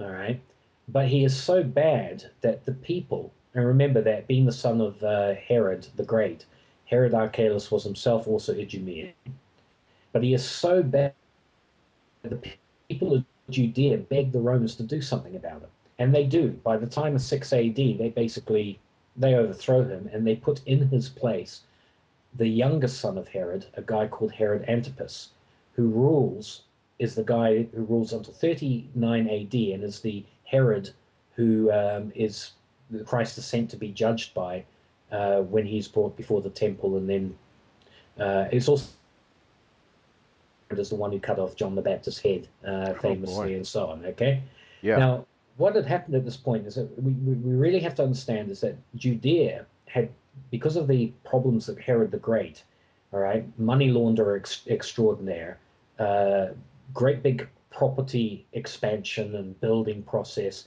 that was all being fed back into the temple. The temple was being paid in shekels, but issuing out receipts against its silver hoard. Those receipts were becoming a form of currency that were then lent at interest to the Romans, thus bringing in more because of the interests, bringing in more silver through Tyre, where it was being minted in Tyre, and to their disgrace, was actually being minted with the head of Melkuth Heracles, a pagan god, on the temple shekel, as it was called, or the Tyrian shekel. You So would think, let me stop yes, you here. So basically, it seems that uh, th- through a benefit to them through this system is that they've gotten the people used to trading with these receipts, and they're getting all the silver, which is the real wealth, that's right. and they're getting back. People are trading receipts of each other's services. Yes, that's right. They're using receipts as we use federal banknotes, or Americans use federal banknotes. We Yes. use British pounds here, and so on like that. That's the kind of receipt. It's basically a note, but it's supposedly redeemable in silver. But people trust that the temple is, so strong in its silver that they can use it as a proxy for that silver. I mean, essentially, that's what paper currency really originally was meant to be. Okay, it's backed by the what do they say in America now? It's backed by the credit and faith of the United States, The the good people of the credit, United States. Yeah. yeah, and so on. Okay, whereas once upon a time it was backed by gold and so on. Okay, it's, in other words, you can use a receipt as a form of currency if you trust that it's backed by something you can redeem. All So right, in this case, silver. they've got these people's trust, and they're pulling out the silver and saying, "Here, this is easier. Just use these receipts."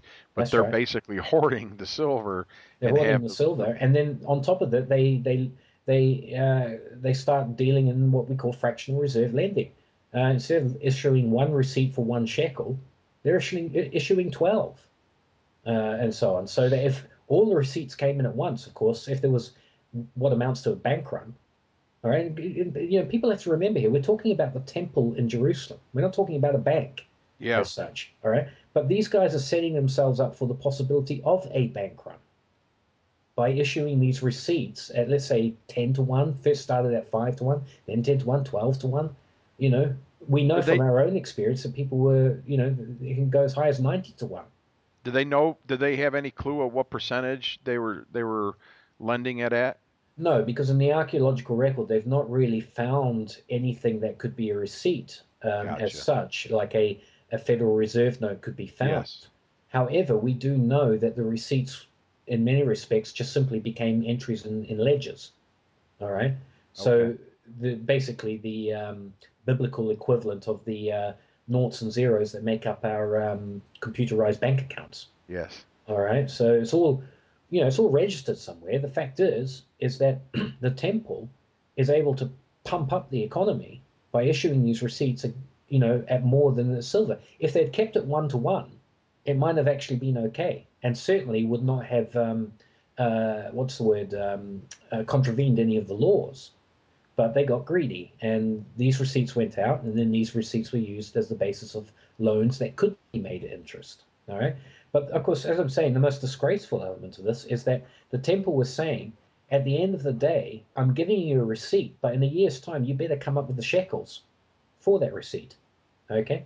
So the receipt was put out and it was used to spend in the economy, but the person who received the receipt was still obligated to bring a shekel in, Mm. all right, or a part of the tithe to pay for that. And where these shekels would be minted was entire. And on top of that, these guys, I've got a picture right here in front of me now Pagan, right? yeah, it's got a pagan god on it, all right, a Tyrian shekel with a pagan god and some bird on the other side and so on like that. Um, the funny thing is that the god is called Malkath, and that comes from the milk, the word milk, which in a lot of the Semitic scripts and going back into Sumer is MLK, means king. And just as something to note for when we get into a little bit further, this is where you get Melchizedek, the priesthood that Christ Oh, yes. came up to, meaning king of righteousness, and so on. Okay. Well, here you've got a whole bunch of coins with a pagan milk on it being used, as I think you're correctly, to put it in layman's terms, God's money, Yeah. God's tax, and it's basically accruing this big pile of silver at the temple, and most of that silver is now coming through the siphoning of silver from the Roman Empire through these interest bearing loans that are based on these receipts that the temple, they originate with the temple. So this is what is confronting Tiberius at the time. But as I say, things get Herod, who was running the show, uh, as much as he's maligned and so on, there's no doubt he was a clever man. He knew what he was doing. He knew how to run the show and keep it in line. His sons did not, and this guy Herod Archelaus, who originally inherited his empire, the Judah part of his empire, because his empire was split into 4 parts to try and satisfy all the sons, so they didn't end up all murdering each other. And Herod Archelaus was so bad, they said, get rid of him. The Judahite people, the Jews, living at the Judeans living at that time, said, get rid of him. And the Romans intervened. And this is happening in 6 AD. Now, remember that Tiberius was resident on Rhodes up to 4 AD, where he is recalled by Augustus, ostensibly sort of like, hey, look, my 2 other heirs that were before you, they've died, and I've got to turn back to you. And you're now part of the gang again. You're welcome back, and so on. A reconciliation basically takes place in 4 AD. But this is against the background of what's falling apart in Judea. This, as I say, this vast money laundering of Roman silver operation that Herod the Great is actually running. He dies. It goes to his son Archelaus, and Archelaus turns out to be, not his father's son. He can't handle the deal. And what happens is that the Romans send in people to start sorting out the situation. Remember, it was always a client kingdom, all right, of the Romans. So they had to basically pay a certain amount of tribute, but certainly had to Roman authority trumped any Judean king at that time in terms of what was going on. The Romans were brought in literally as arbitrators as to who should be king, and this is to whom the Judeans appealed to. The guy they sent was not some general, as you would think, or some guy capable of acting police in a policing capacity. The guy they sent was a fellow called Sabinus, and Sabinus just happened to be Augustus Caesar's main financial man for the Far East. All right. So you've got to ask yourself, why would a financial guy, basically an accountant, be the guy you send into what is a political problem?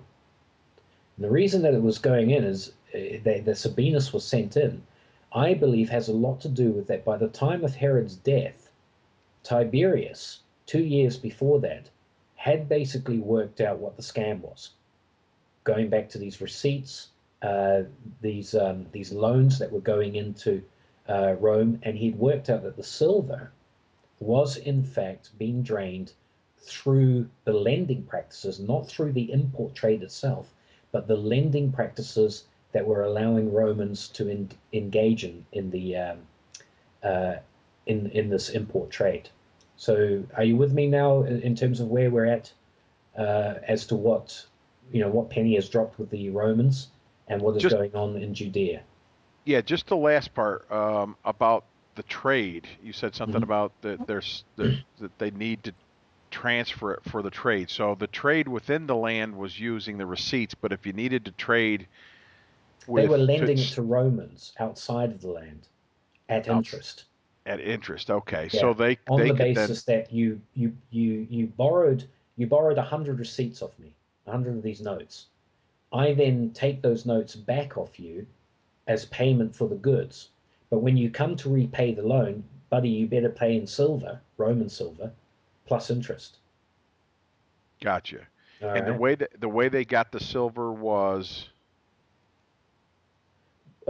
Basically, just simply the Romans going to their bank and saying, I've got this loan to pay off, but I have to pay it in silver. Issue me silver.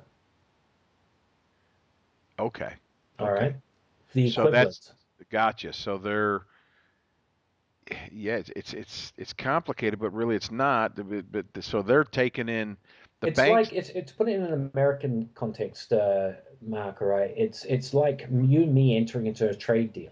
All right, where I have a whole lot of Stratford-on-Avon coupons. Yes. All right, and I've got something you want to buy, and I tell you they'll cost you 10 coupons, and you say I don't have 10 coupons. I only have silver. All right, and I say to you, well, I want 10 coupons. All right. So I will lend you those 10 coupons, all right, for you to buy this thing off me, all right, and you give me Yes. the coupon straight back. But when you come to repay me for the loan, then I want your silver plus interest, Wow. or your dollars, I mean, your American dollars. Yeah, yeah, yeah. So what's happening there is that the loan is not going out. You're not taking something that can be used in America, the Stratford-on-Avon coupons, as legal tender. All right. They only work with me. I accept them, but I accept them because I loaned them to you, and you owe them to me back. You spent it. Now you owe the loan.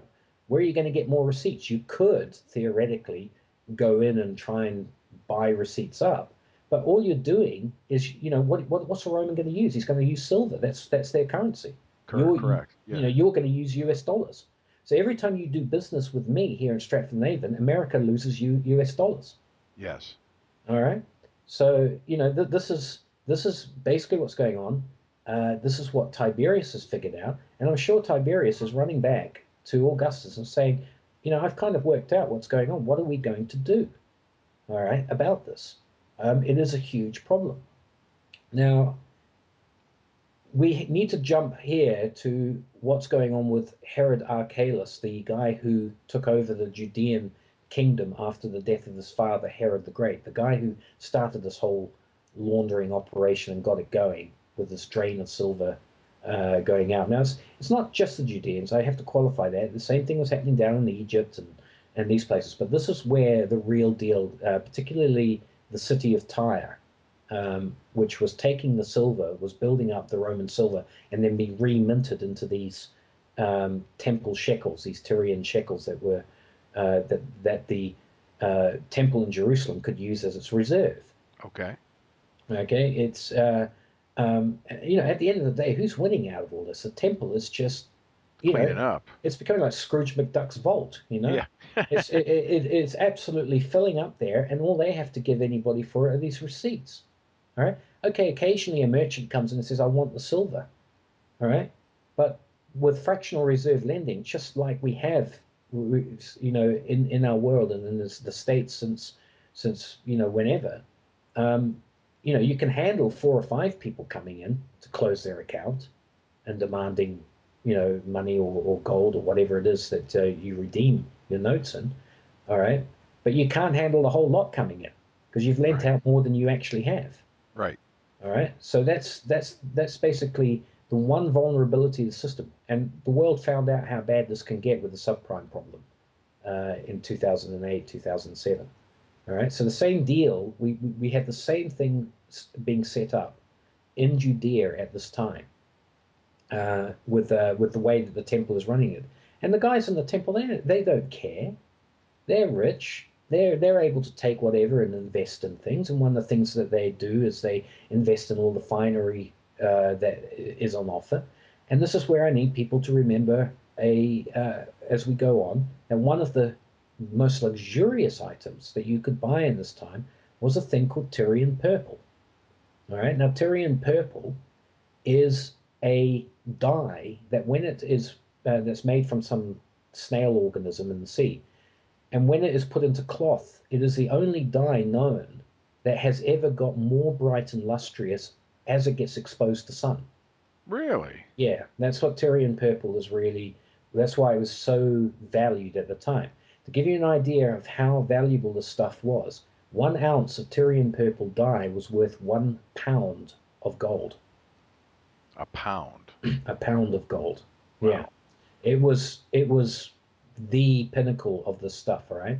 And the place that the stuff was being made was in Tyre. And of course, your high priests were running around in purple garments and a thing called Tyrian blue, which was a derivative of Tyrian purple. Okay? And the high priest had to have blue, or what's called royal blue. All right? Now, why I want people to remember this is because in Tyre, this is where the stuff was manufactured. But if we jump ahead to Christ's crucifixion, we remember that they rendered his garments. The gospel record tells us that they cut up his garments into 4 quarters or whatever. But when it came to his robe, uh, they um, they cast dice for it because they didn't want to render it into quarters. It was so rich that they wanted to keep it as whole because his coat was seamless, it was without seams, and so on. Now, the coat that a high priest wears, remember that Christ was a qualified rabbi at this time, able to enter into the temple and teach, and so on. It would have been made of Tyrian royal blue. All right. So Okay. Christ, when he was taken to be crucified, was actually dressed in some of the richest clothing you could possibly buy in history. All right. Not everybody walked around Tyrian purple. Yeah. To give you an example, a Tyrian purple was used to the togas that Romans wore. You were a top dog in Rome if you could wear a purple stripe around the bottom of your toga. All Just a right. stripe. Yeah, yeah, just the what do you call the fringes, Yeah. the seams at the bottom and so on. This marked you as the man, one of the guys in there. Caesars wore this. Only the richest people wore this. All right. To own a toga with just this small amount of Tyrian purple, all right, amounted to the average legionary's a year's wages. Wow. So if you had a whole road of this material with this dye on it, and that whoever got that robe that Christ had, could probably went out and bought himself a farm with it. Yeah.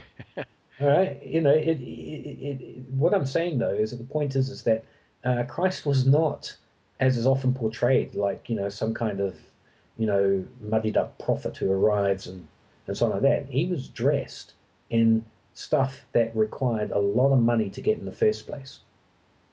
All right. Gotcha. So what we're talking about is we're not talking about a poor carpenter, all right, or somebody who comes out of poverty and decides to come up with quasi-communist ideologies or anything like that to lift up the poor and all this sort of stuff, right? This guy had this Messiah character from the Bible had clothing that matched the richest clothing in the whole of the Roman Empire. He was Wow. actually dressed better than probably Caesar himself was Amazing. I had in no terms of the idea. cost of his outfit, you know. Yes. So keep that in mind because it becomes very important as to how this business panic is triggered later on. All right. Now we've reached the stage where we've worked out that Tiberius, in all probability, on Rhodes, is aware that Roman silver is actually being drained through Tyre, through Caesarea Maritima, the port, and so on like that. But what happens is that Judea is thrown into all kinds of problems over a secession battle. And finally, the people there say, get rid of this guy. They send in Tiberius and Augustus. Well, Augustus sends in his financial man, not his top general, to deal with the situation. And what happens after 6 AD is Herod Antipas comes into power, and you enter into a kind of a quasi golden age for Judea, which all becomes horribly unstuck, um, starting from about the 30s onwards, but really goes to hell in a basket from about 60 AD onwards with the Jewish revolts that we had at that time. But nonetheless, you've got things that are very peaceful right up till about the time that John the Baptist starts his ministry. And this is fine for all parties involved in the sense that trade is going on and so on, and we're getting this whole idea of this financial system based on Jerusalem temple silver financing Roman importers. But under the surface, we've got a problem that is brewing that is no different to what was going on under the surface in 2005 to 2007. Yes. All right. Things are not all as they seem. Things are starting to break apart. Now, remember back when I talked about Joseph Arimathea being a Phoenician who had probably interests as far away as Britain? Yep. What we have by 21 AD, when Tiberius has taken over the reins of power in Rome from Augustus, we have a revolt breaking out in Gaul, northern France, Belgium sort of area. All right. And historians will tell you this is a revolt against taxation. It's not. What was happening was that the banking concern Pettius and Sons in Rome, in order to keep financing the drain of silver to pay for the loans back in Tyre and Judea that was happening, were placing heavy mortgages on the people mining silver and mining and the various things that were being mined up in northern Gaul. And the interest that they were placing on these mortgages was actually what people rebelled against, not the taxes. It's a confusion that people have had. They think of the interest as kind of like a Roman tax, but it was actually a private deal. It was going to the Pettius banking establishment, and uh, and basically this interest was onerous on these Gauls, and they just couldn't keep up with it. So they rebelled against it. And what happened was that this resulted in Tiberius placing a moratorium on all interest loans, interest being placed on loans. You could loan money, but you could not charge interest. Okay? Yep. That's 21 AD when this takes place. Okay, now just going back to Rhodes, where Tiberius found out about the silver and so on, he meets up with a guy called Thrasyllus, and Thrasyllus is an astrologer, and it's an interesting story. When Thrasyllus came on the scene, Tiberius, I'm saying he was involved in basically undercover, under the cover of a bust up with Augustus. Right. He was really just scoping out how things worked out of that time. But like a lot of Romans, he was, of course, very interested in how the future worked, and people would use what was called augurs and soothsayers and things like that. And Tiberius had a habit of bringing astrologers up to his place on the high cliffs above Rhodes, where um, he'd come up and he'd say, "Show me what you can do. Give me your predictions to these astrologers." And when they had finished, he'd promptly throw them off the cliff. All right. Really? Yeah. Well, Huh. this sort of wasn't. People didn't quite know what was going on until this guy Thrasyllus turns up, and he comes in and he casts Tiberius's astrology chart, and he tells him what's what. And then Tiberius says to him, "Now I want you to cast your particular chart, your own one." And the guy says, "Why?" And he goes, "Just do it." And Thrasyllus does, and to his horror, he sees that he's in extreme danger. And of course, this is exactly what Tiberius wanted to know, wanted somebody to say, which Tiberius himself knew the man was in danger. He was going to chuck him over the cliff. Yeah. All right. But if you came up and you didn't know that you were in danger, you weren't worth your salt as an astrologer, as far as Tiberius was concerned. All right. So Thrasyllus survives on the fact that he actually was able to predict that realized he was in extreme danger. So he gained credibility with Tiberius, and the two become hard and fast friends to the ends of their days, all the way through. This guy Thrasyllus is Tiberius's right hand man behind the scenes all the way through to Thrasyllus' death, and I think Tiberius died 2 years after Thrasyllus. All right. Now this Greek astrologer who came to Rhodes and won such favor with Tiberius just happens to be the one Greek astrologer who studied Old Testament law. Oh. Uh, in the studies of various rabbis and Talmudic historians and so on, it seems Thrasyllus was one of the people who went so far as to date the Exodus out of Egypt based on his studies. Now, if he was reading the works of Moses, we know from our own studies that in the works of Moses there is this prohibition against usury. All right, and that usury is literally cast as an abomination in terms of sins against the laws of God.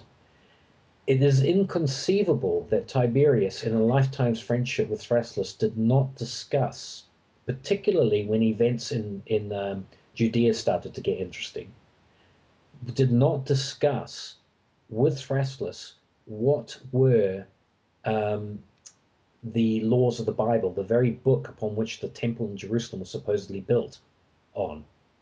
Do you get where I'm going with this? Yeah, yeah, yeah, and it seems like that based on where he was with what is it, Caesarea Maritima, Yeah, and his that place in Rhodes. Yeah, and wondering what's going on with the temple and wondering what's going on with the silver and everything. That had to probably be discussed somewhere along the lines too, right? absolutely. And you could imagine that somebody of Tiberius's intellect, because he was no dummy, kind of made the connection. Why are these guys doing interest when their book says they shouldn't do interest?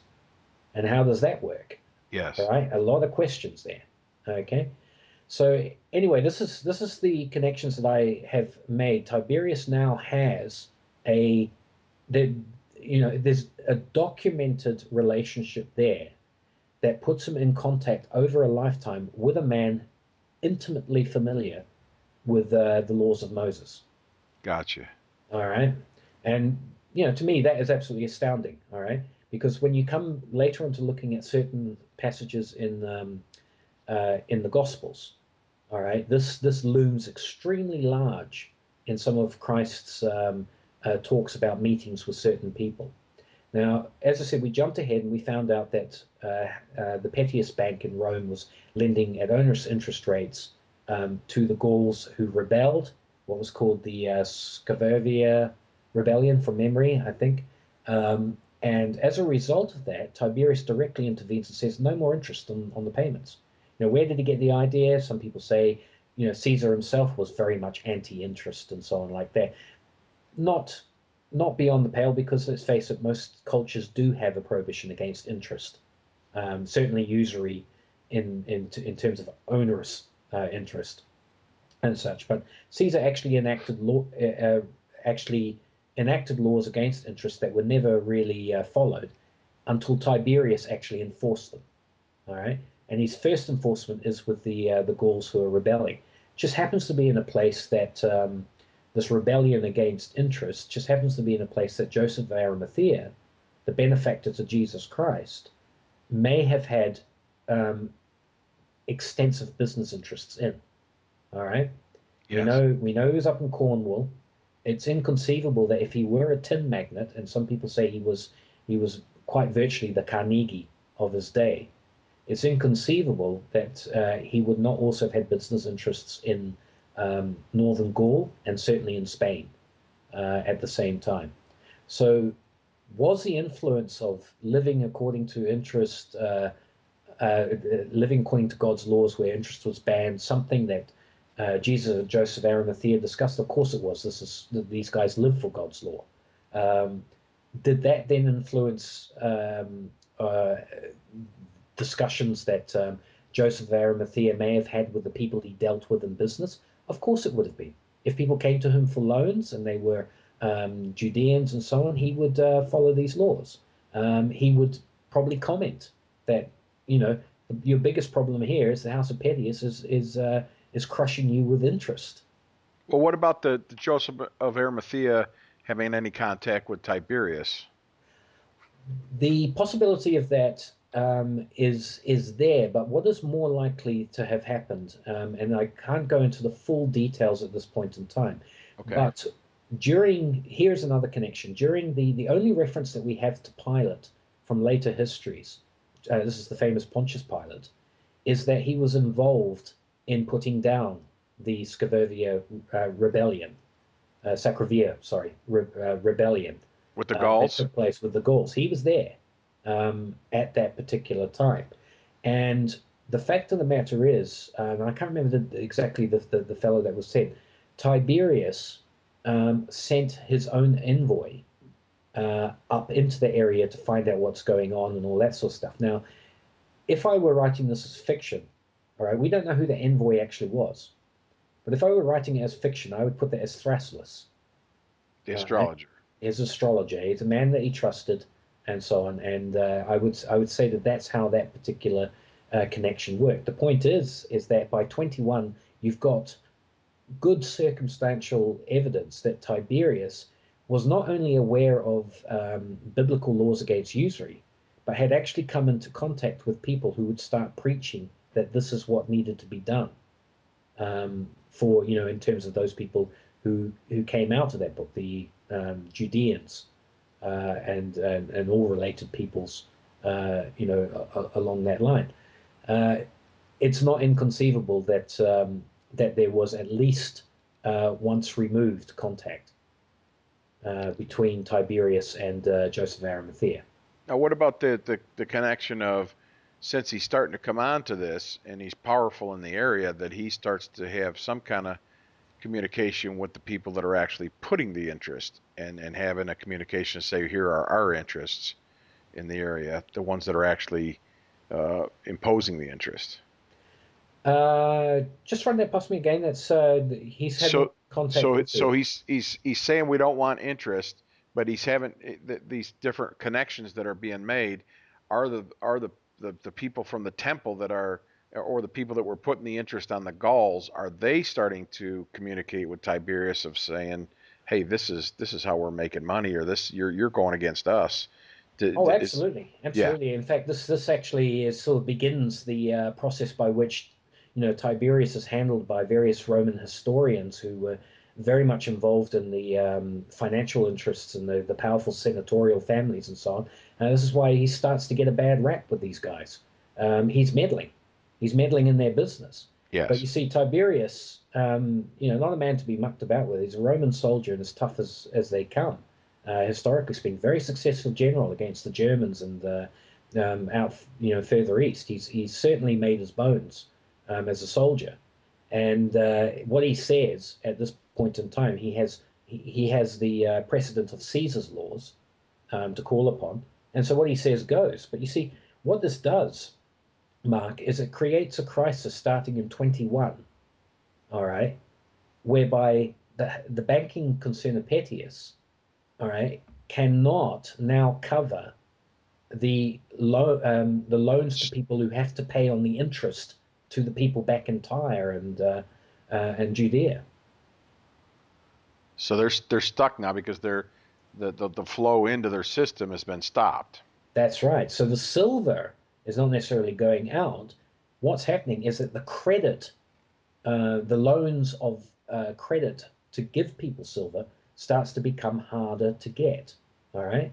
And more difficult to get because Petius, the major bank, the JP Morgan of its day, cannot count on this interest coming in from the Gauls to cover their outgoing payments to all these people who have to come up with payments back on the loans they made. All right, it's a Gotcha. chain reaction. Yeah. Now, to me, if you want to hit the system that is basically feeding into the temple in Jerusalem, it seems that hitting the pockets of the Petius Bank in Rome is a good idea. All right. Uh, do you get where I'm going with that in terms of if you want to strike a blow at what's coming into Judea in terms of silver and feeding into this quite literally this fractional reserve banking system that is the temple in Jerusalem, You you stop the can bank that's actually, yeah, you're stopping the bank that's paying out in silver. that's right. You're starting to constrict that side of things. Now, where I go from here, and this is where it gets hugely interesting, is that in the build up to the panic in AD 33, all right, the 2 years before that, or a year and a half before that, we have two major incidents that quite literally are the Lehman moments of that particular crisis. All right, and one of them, I've just got to pull up this reference here. One of them is that Thus and son of Alexandria lost three spice ships on the Red Sea in a storm. All right. Okay. And so subsequently they weren't able to meet their debts. Okay. Now that's not the one that is interest to me. It is a little later that the well-known Purple House of Malchus and Company, which was in Tyre, okay, the outfit that really was, the major concern for the manufacture of this Tyrian purple that I spoke to you about. Yes. Okay, it suddenly becomes bankrupt, and it's blamed on a strike amongst their workmen and supposedly the embezzlements of a trusted freedman manager being a direct cause of the disaster. Okay, now here's where my speculation comes into this. Jesus Christ arrived back in Judea from a lot of people speculate where he went. Some say he went to Britain, some to India, or wherever. Point is, at the age of 12, he returns.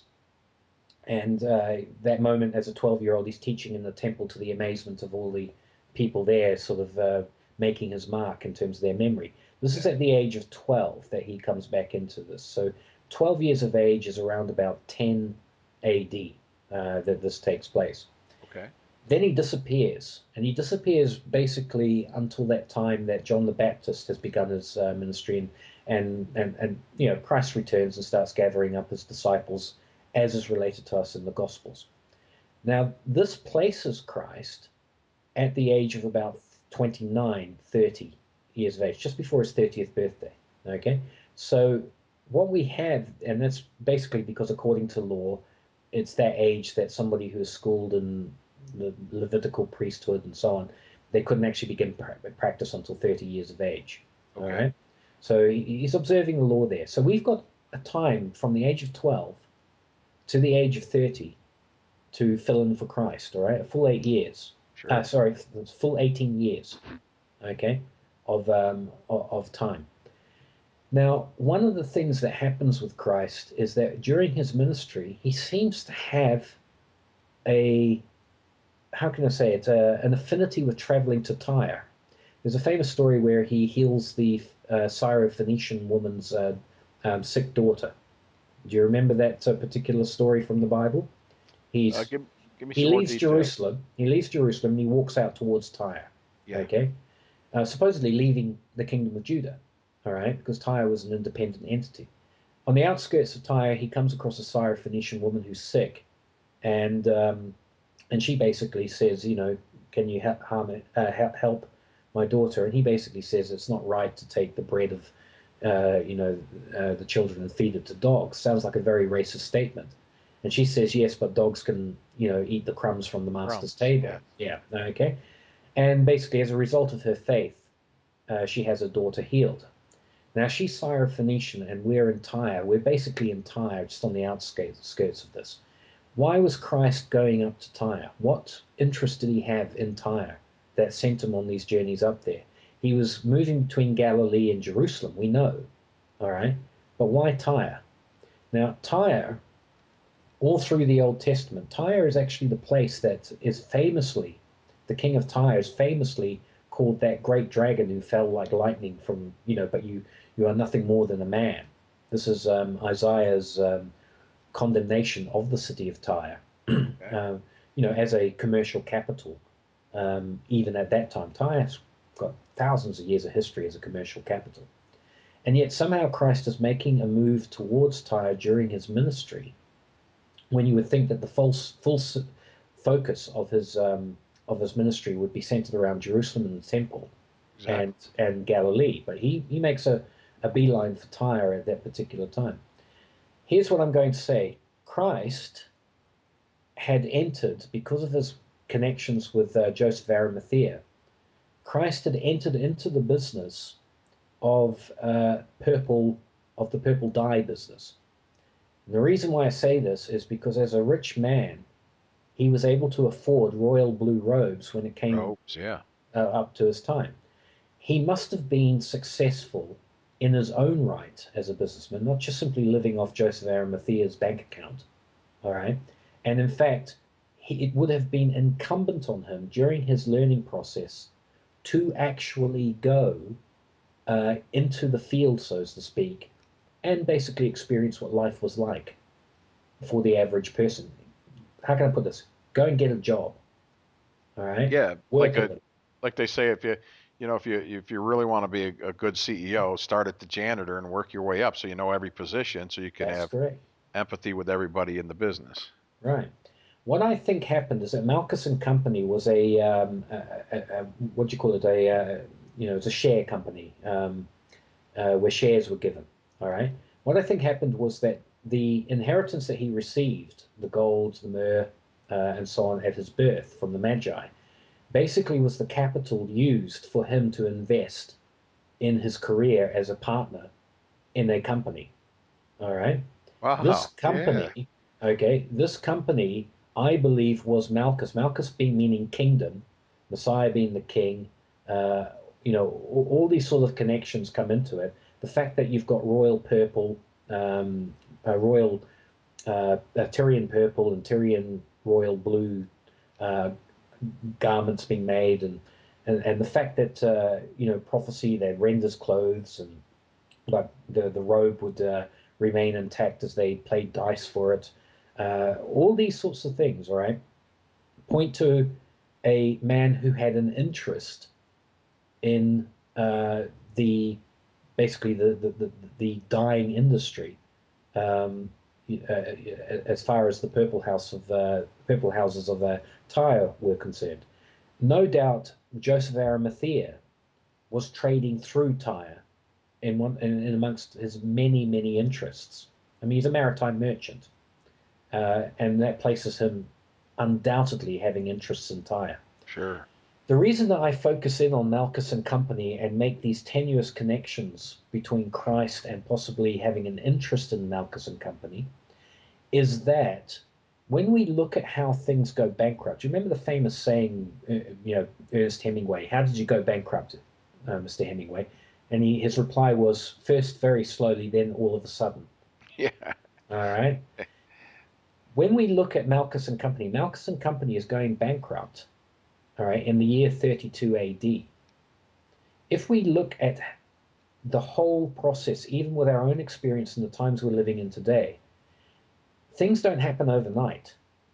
All right, when bankruptcies happen, you can go back and you see that the seeds of bankruptcies and companies and financial crises are often laid years ahead of their time. Sure. All right. Absolutely.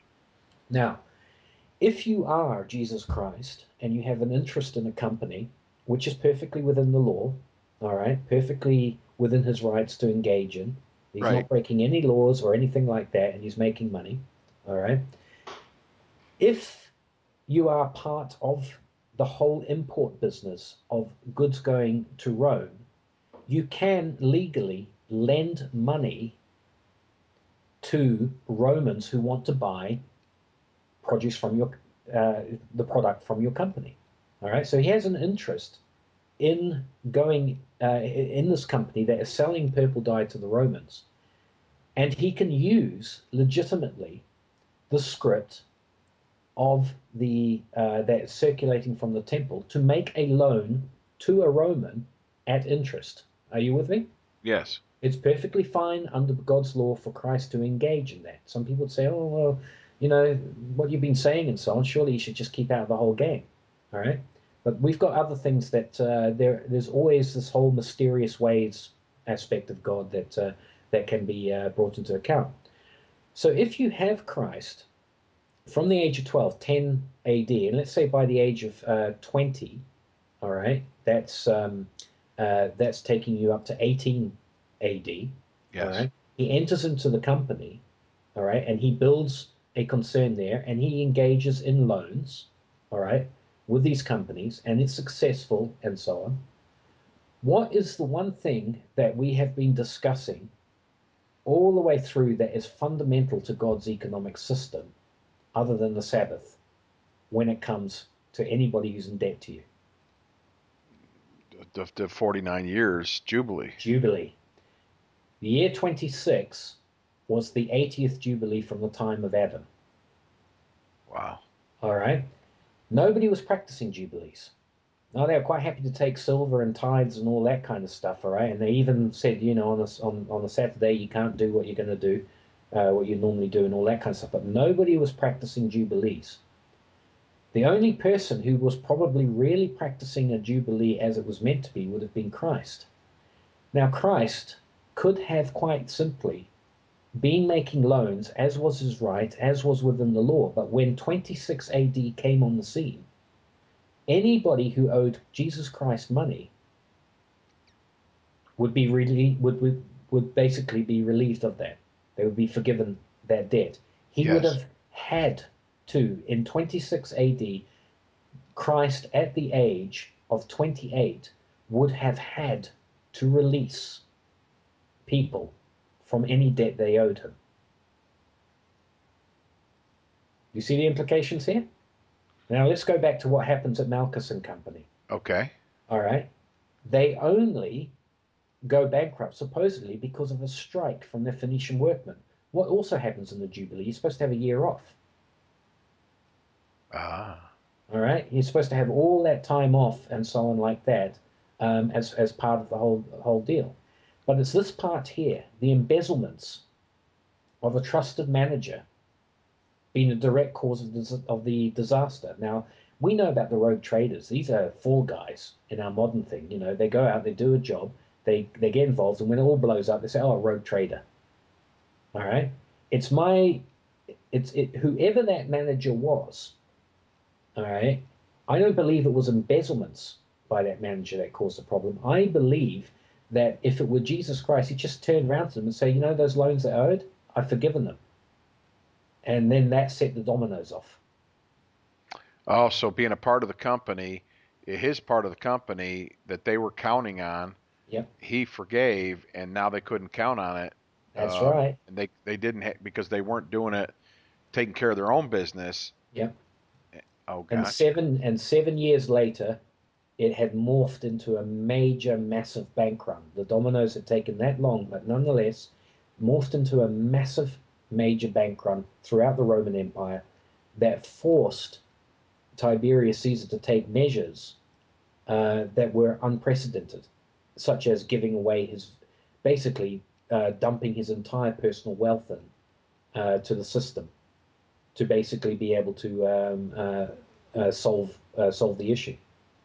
So that goes back to what you were saying um, about that it's only been done one time in history, and that was with Tiberius. Yes. Now here's your denouement to the whole story. So you've got the Denouement. idea. I'm Yeah. not familiar with denouement. This is the end of part 2. Please proceed to part 3.